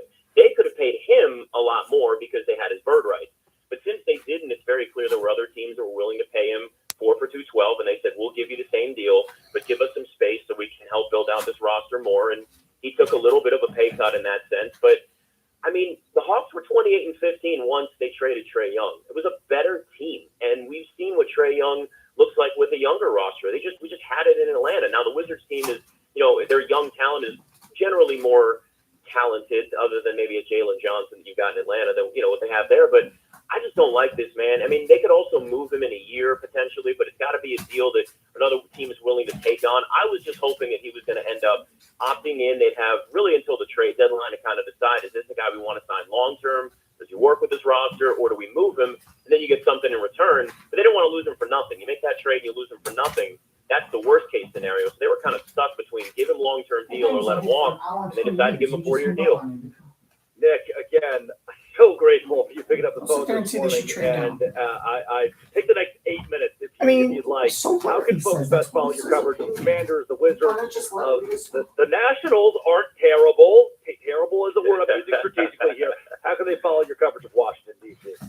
Yep, Nick Ashew on all the socials. He said I'd like to the Game Day Garage as well. We got a live stream tonight for Game Day Garage Studios for the NBA Draft. Number 1 overall pick. We're based out of DC, so it's going to be quite a bit going on tonight on that Game Day Garage, where you get really everything: YouTube, Twitch, Instagram, X, everything. So I'll give that a follow as well. You are clearly, and again, thanks for joining again, a pro's pro. Nick, thanks once again. I hope Caleb Wilson fucking gets traded down. Back, this whole Giannis Antetokounmpo and who's going to draft Darren Peterson, who's going to draft AJ Devonta, and the Dallas Mavericks got Dusty May. Nick Angstad, Locked On Mavericks, towards the show. This is the Drake Toll Show. South Beach is going Greek. Yeah! The Miami Heat have won the Giannis Antetokounmpo sweepstakes, acquiring the 2-time MVP in a blockbuster deal that includes Tyler Hero. Can Giannis restore Heat culture and put Miami back in the title picture? Westwood One Sports. Response is, it's great to hear from you. But I want to hear from you. So like all the products, like ask them. Because they're young. They're young girls. They're underage. And I want to hear them. I want to judge their tone of voice, how they say their words, how they talk to me. They're like, yeah, we love her. You know what I mean? Because I'm not just going to sit here and let you go to juvie for a year. At the tone, the broadcast will begin in 4 minutes and then go to jail 30 seconds. And like a minimum security prison for, 10 years for first-degree murder because you're sweet and cute and 17 and we're dumb and we didn't know. That's what you're asking me to do, is you want me to give you a break because essentially you're underage, you're immature, and you're first-time offenders.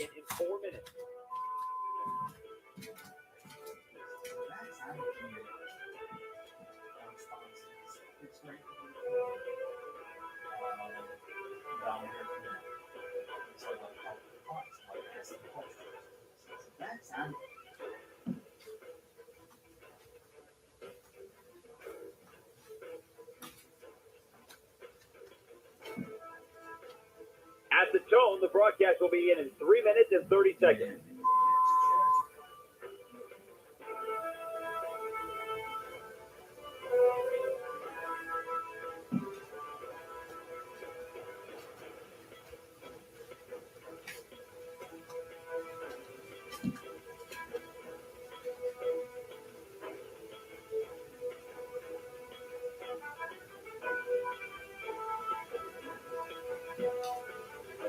At the tone, the broadcast will begin in 3 minutes.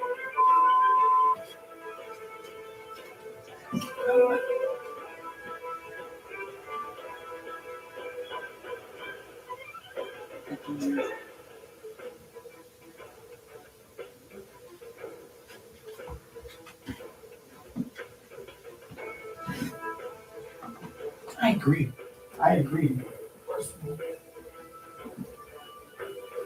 At the tone, the broadcast will begin in 2 minutes, 30 seconds.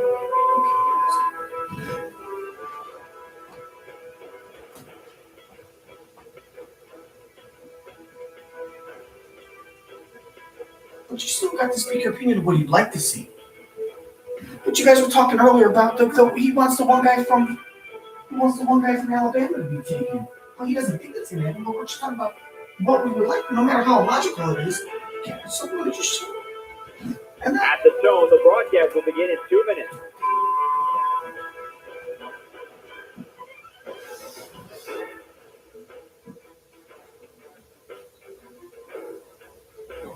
And heard them confess they did kill their mother. But wasn't it confession? The facts of the twins, it wasn't their fault. She started. At the tone, the broadcast will begin in 1 minute, 30 seconds. That morning, they said Nikki was furious that they were late for school and picked up a pot in the kitchen instead and swung at her.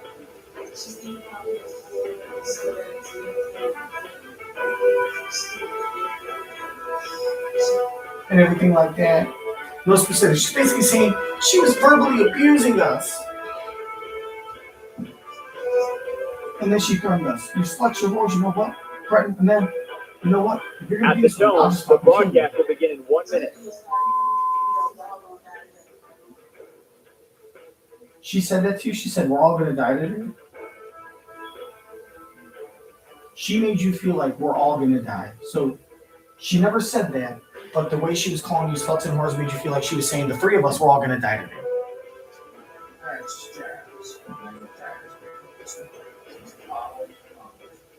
Stations, this is your final time check. At the tone, the broadcast will begin in 30 seconds.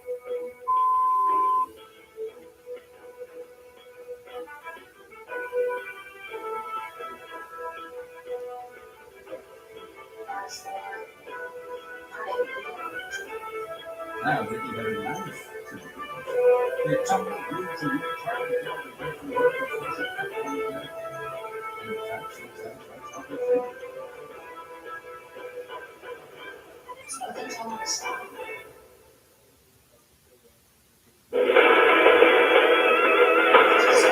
Now it's like, she just got the knife, like, I swear to God. But kind of like, I'll hit you, but you never will, you just threaten them. But now they see that now they grab me. Because they're thinking, I don't want you to stab me. Even if I don't think you will, I can't take that chance. I got a sweet little body if you're rolling in the cutting. It is the Drake Toll Show. Westwood One Sports, the Westwood One Sports app. I want to reiterate, the NBA is on fire, and Giannis Antetokounmpo is a member of the Miami Heat. Now, the NBA draft is tonight. Trae Young is back in Washington, and Dusty May is the head coach of the Dallas Mavericks. We promised you Nick Angstad today, and here he is, the host of Locked On Mavericks. Nick, the Dusty May hire, and I think I kicked this around to you, like Billy Donovan and Brad Stevens, the guys who kind of worked out making that jump from college to pro, guys like Yaxel Lendenborg have said clearly Dusty May is the kind of guy who's going to walk into the NBA and have that kind of that attitude.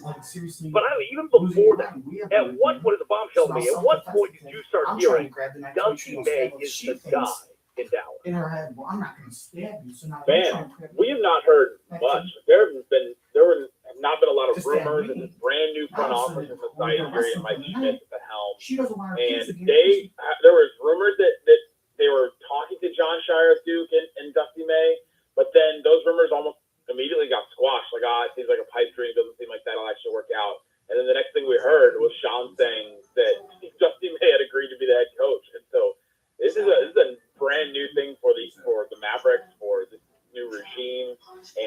think it's kind of an awesome move.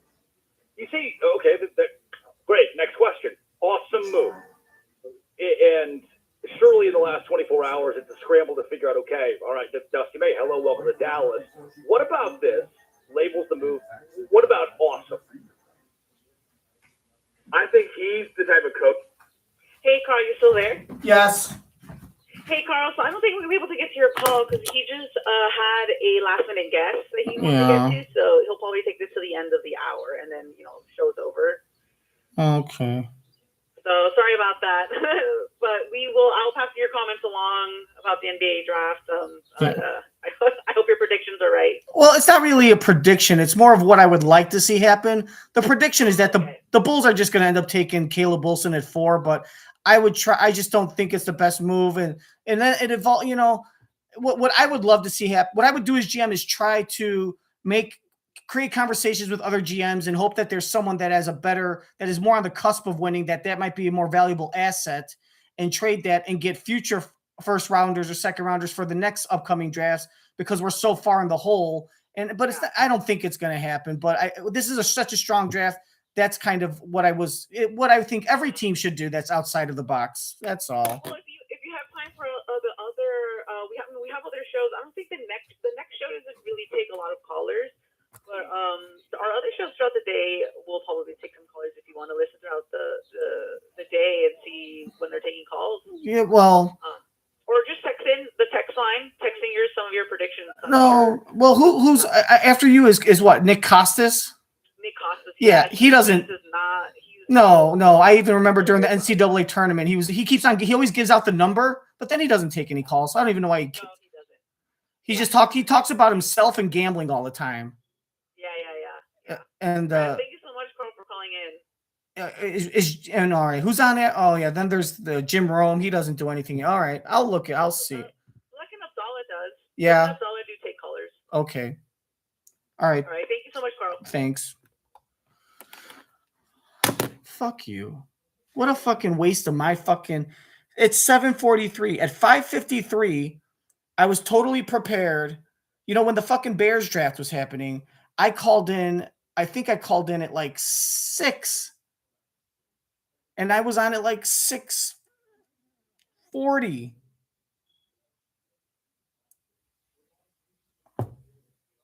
I have it, the video. 5:53, an hour and fucking 25 minutes on hold before someone answers, and then an hour and 35 minutes. An hour and 25 minutes before someone even acknowledges and says, hello, who's this? Out of 4 commercial breaks. And then an hour and 35 before I get on. And after an hour and 35 minutes of being on hold, after they were talking about in their hour and long pick six,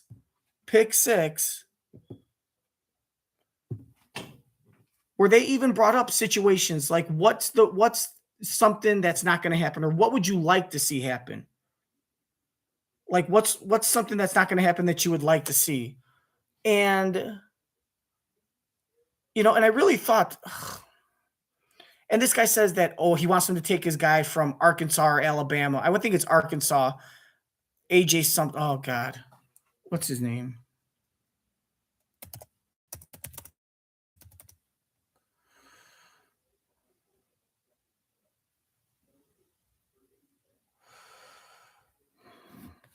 No, he just talks about himself and gambling. He's like a doll with a string. You pull the string and then he just goes on and on and on and on and on. He doesn't take any calls.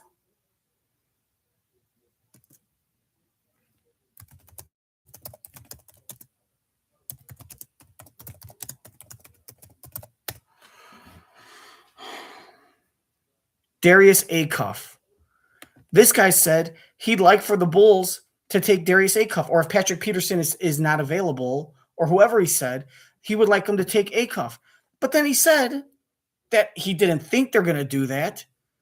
So that opened the door for well, hell, if they're talking about that, what is it, a dream scenario or something you'd like to see happen, or something that if, that or something like the most unlikely scenario that you'd like to see happen. And he's sharing they brought it up. They're the hosts.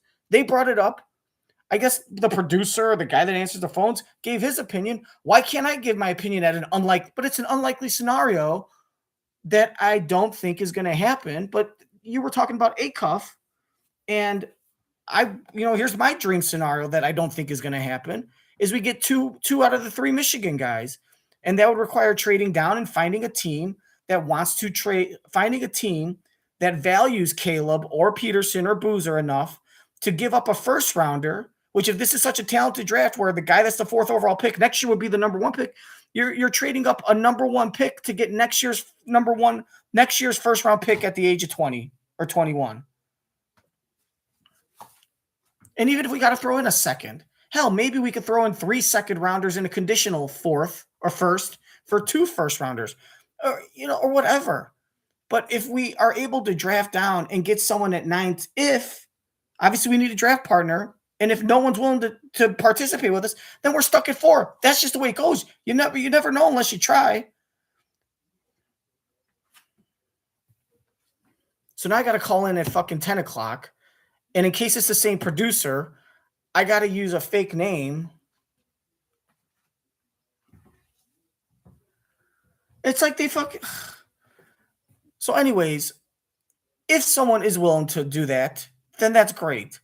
Then you get picks for the future, very likely a first-round pick. You arrange a deal. I don't care if you got to throw in 6 second rounders. You fall back to 9, 10, 11, 12, 13 even.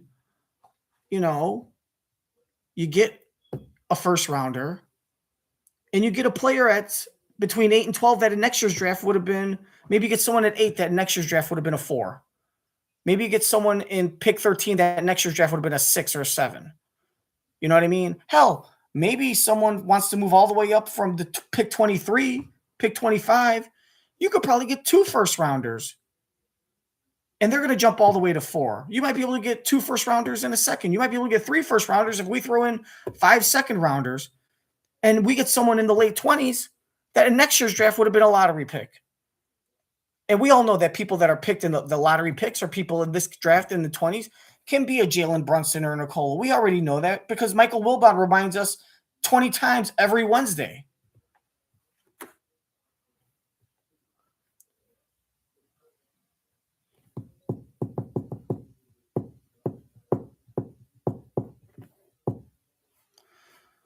So now I'm going to call Carmen and Jerko. Fucking try to get on there. Got to talk to Jack.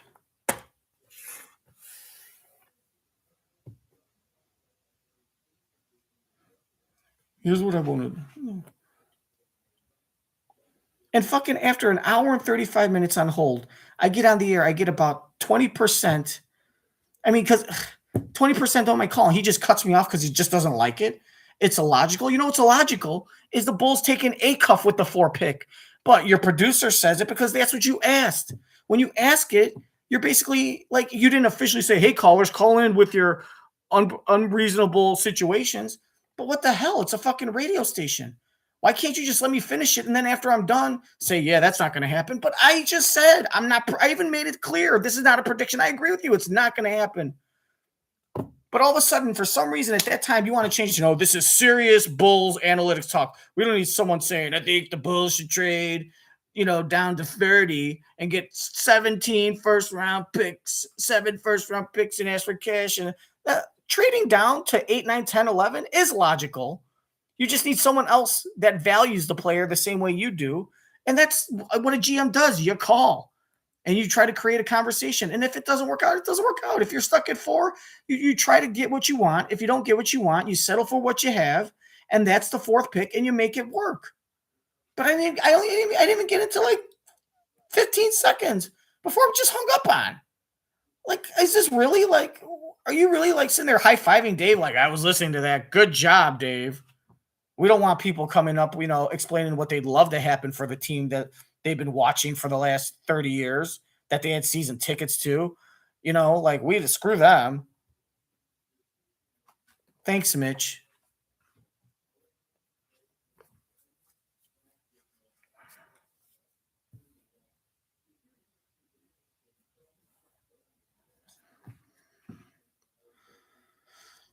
That's fucking it. Now I got to call Carmen and Yurko. What am I? fucking gonna be on. I'm gonna start a separate. I'm not gonna fucking let this shit run. And then, if I knew that I was gonna be on hold that long, I would have called fucking Drake at 5:53, and I would have been fucking done. I bet you I would have been done by 6:15, 6:20. And you know what? I could have fucking. Then I would have called afterwards, and maybe. And you know what? I bet you if I called at 6:25, they still would have taken calls till 7:20. 35, 7:28. So I probably still would have been taken. I still might have been on at the exact same time.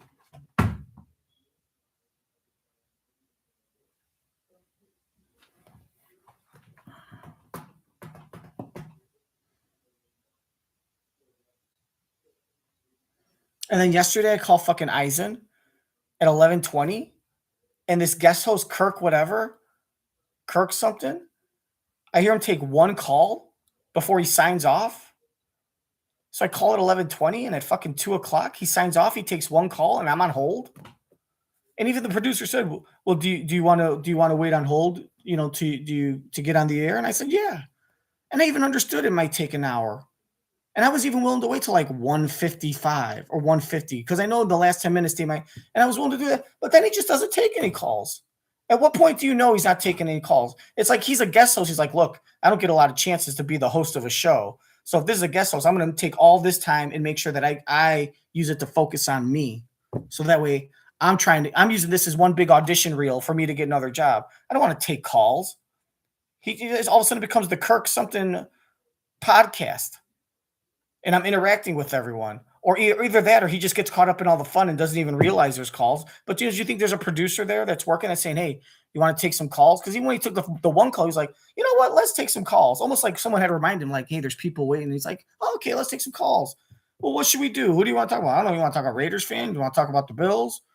Didn't mention me. He's a Raiders fan. So he says, yeah, let's talk about the Raiders. That person calls. They go back and forth. Raiders stuff. Then he goes talk about the Raiders for another 10 minutes. Then go to commercial break, come back. I think he took one call the whole damn show. And the question is afterwards, do they pull him aside? Do the producers say, like, dude, there's a lot of people on hold you didn't go to? And then if so, did he say, oh, shit, my bad? Or did he say, you know what? I don't give a shit. The callers will call back another day. You know what? Like, I don't get a lot of opportunity to have this much stage time, and I'm trying to get my career going. You know what I mean? I can't pass up this opportunity and give my precious time to callers.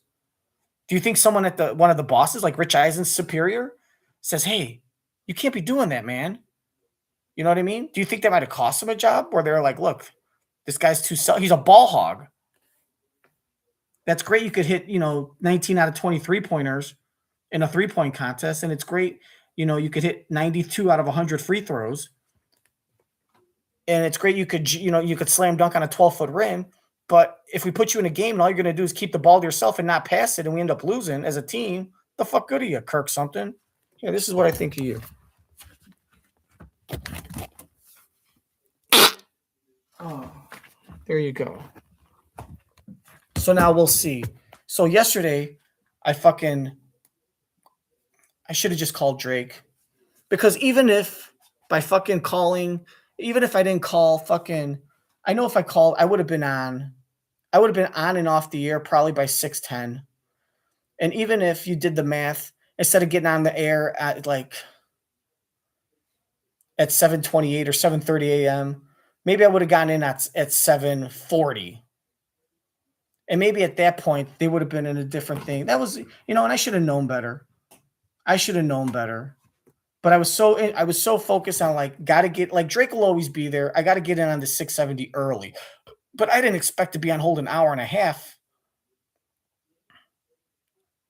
I thought I'd be on at 6:30, 7 o'clock at the latest, not 7:30. What a crock of shit. Well, I guess this is my fucking video with my picks to document it. Fuck shit. All right. We'll see what happens if I fucking call. Now I got to call Carmen and Jerko. Got to fucking change my voice. It's good. If you have a reputation where people know who you are, that's good. You're leaving a mark. But these people, they got the power. They disagree with you. Or if you make them look bad, they try to fucking poke holes in your tires. I got to call Mitch Rosen and fucking complain. Is he even going to care? Is he going to sit there and listen and be like, oh, well, I'm so sorry for that. Can I send you a t-shirt? Or like, yes, oh, I understand and I sympathize with you. And then he'll say something like, well, I'll talk to them about that. And I understand. And then he'll hang up and give me the finger. Or he'll sit there and he'll tell Dave, because him and Dave are drinking buddies and golfing buddies. This guy called that you called earlier. He called and complained that you hung up on him. And Dave's gonna be like, oh, I hung up on him. Well, he was saying stupid stuff. And he's like, yeah. Anyway, I told him I talked to you, so I talked to you. Yeah, you did. Haha, yeah, fuck you. Great. Like, that is... I have to go wipe my ass now. With the even thought that I might have to call the Black and Abdallah show, or as I call them, boring and annoying. All right, it's 7:56. I'm going to take a shit, wipe my ass with my hands, fucking lick the chocolate off. Because that's exactly what fucking Chicago radio is about 60% of the time. When you have a bunch of television and national radio rejects. Sports radio has become an NIT tournament. It's all the people that couldn't make the tournament, all competing. This is like if you took you know what sports radio has become? Sports radio has become the Little League World Series. The Little League World Series, but it's like the Czech Republic and Canada and Australia and all the teams from the Great Lakes region and that suck. It's all the kids that go to Little World Series and know but they still get to play. I mean, this is special ed. This is kind of like, And the thing is, it's like it's like you feel like the people in charge think there's no way, like if we hire new people, we're going to get the same results. And all we got to do is spend all this money on graphic design and new logos and doing all this and then promotions. And then we might lose listeners and we're probably not going to gain any listeners because radio listeners are dying and new people being born aren't listening to radio. So we have to keep people listening because they're listening because of the hosts. And if we get rid of the host, then we'll lose them. And the new hosts won't bring any people. And people don't listen for the host. They listen because they're just used to listening to the radio. This is just bullshit. Should I call a fan?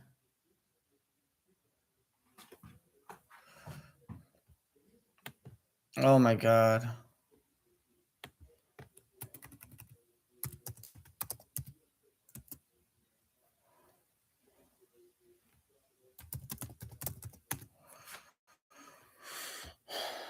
No.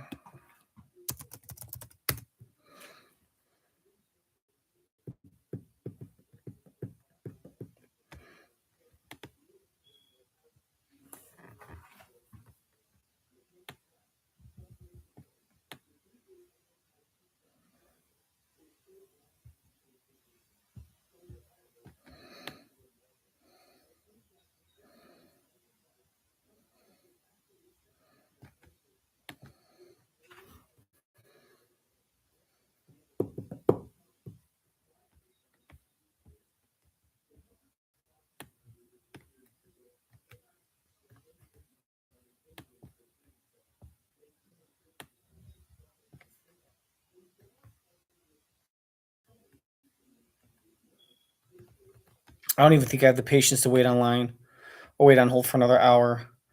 And then to talk to Boston people, that might, once they hear Chicago, are going to be like, screw you.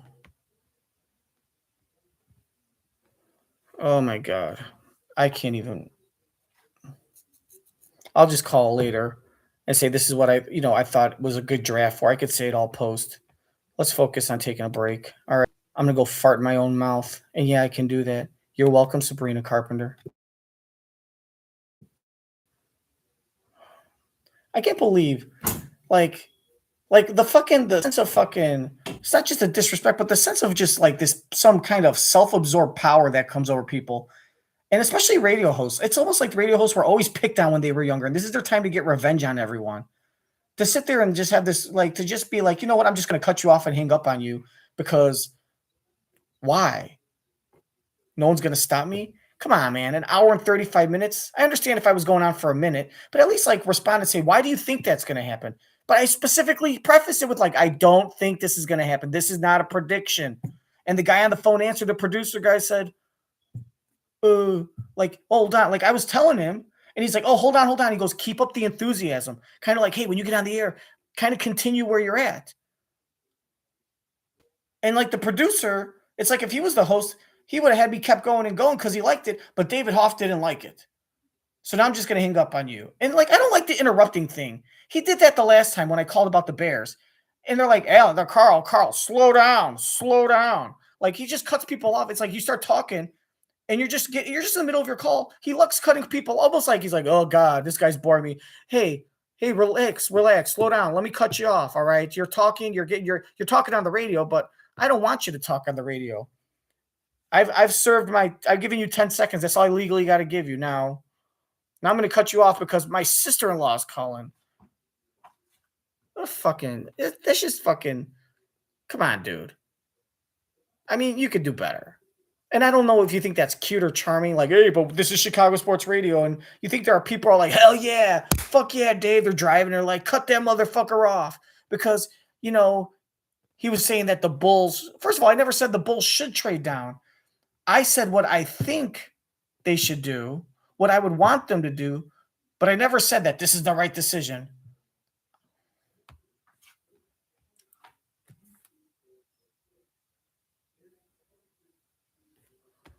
Oh my God. I gotta go. 2 hours and 7 minutes. I'm gonna fucking barf. Fuck you, David Hoff, for just being an asshole. And you know what? This is the third time. This is the fourth time probably in the last year and a half that I have had I had someone cut me off. I was on hold for over an hour and someone just hung up on me when I went to go to the bathroom. Just for 2 minutes to go to the bathroom, someone hung up on me. When I was talking about PCA during the playoffs, and I was saying that if the Cubs are going to win, I think because the bats weren't alive, we should try playing small ball. And God forbid I did a lowest voice and I said, Peter, because someone called, I think Layla called PCA Peter Crow Armstrong. And I was just going to say Peter. And this is the day after. They loved my call. They were talking to me for 6 minutes, 7 minutes. They were having fun with it. They were like, you're a caller of the day. Then I call back the next game that the Cubs are playing. And I talk about how they should play small ball. And they hang up on me. And they're like, hello? And they just kind of, hello, that was weird. Who is that? It's almost like they didn't even remember who I was, which is fine. But it's funny how the same person one day is like, you're the caller of the day. You're so great. And the producer guy at the end was like, hey, Carl, that was awesome. Call back anytime. Like almost like that was great. We'd love for you to call back. We think you're entertaining. Call back anytime. Our hosts want to talk with you again. Then the very next game, like 2 days later, I call back and they hang up on me and say, that was weird. What the hell just happened? Okay. Like, yeah, please don't call again. And I'm like, what the fuck is going on? You know, and then 2 Sundays, like 2 years ago, I called 2 Sundays in a go, and Spiegel and Parkins, who on Sunday mornings sound like they're fucking hungover or high. They just like talk.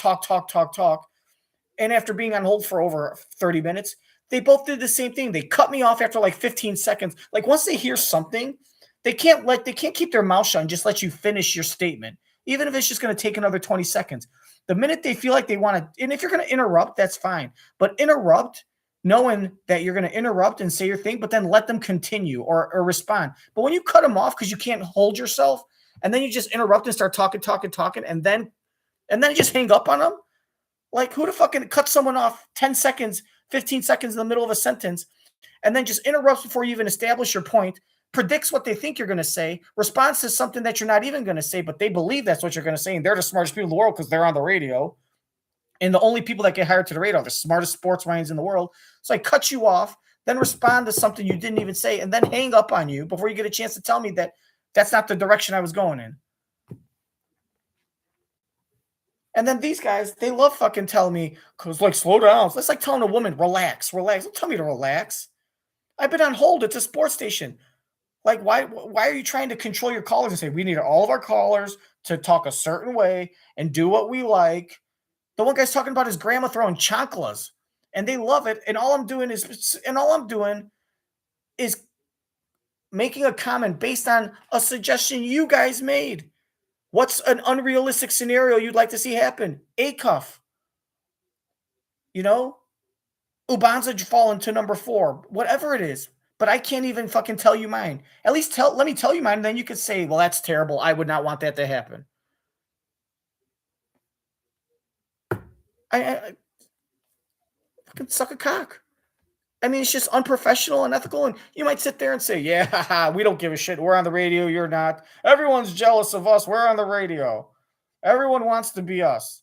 Fuck you. We got the power. Like, there's no even like, oh, yeah. I mean, you would think a human being would be like, I should have done better. Or like, you know what I mean? But like, nope, fuck you. This is what you do. You call them the David Hoff and Hully show. We run this shit.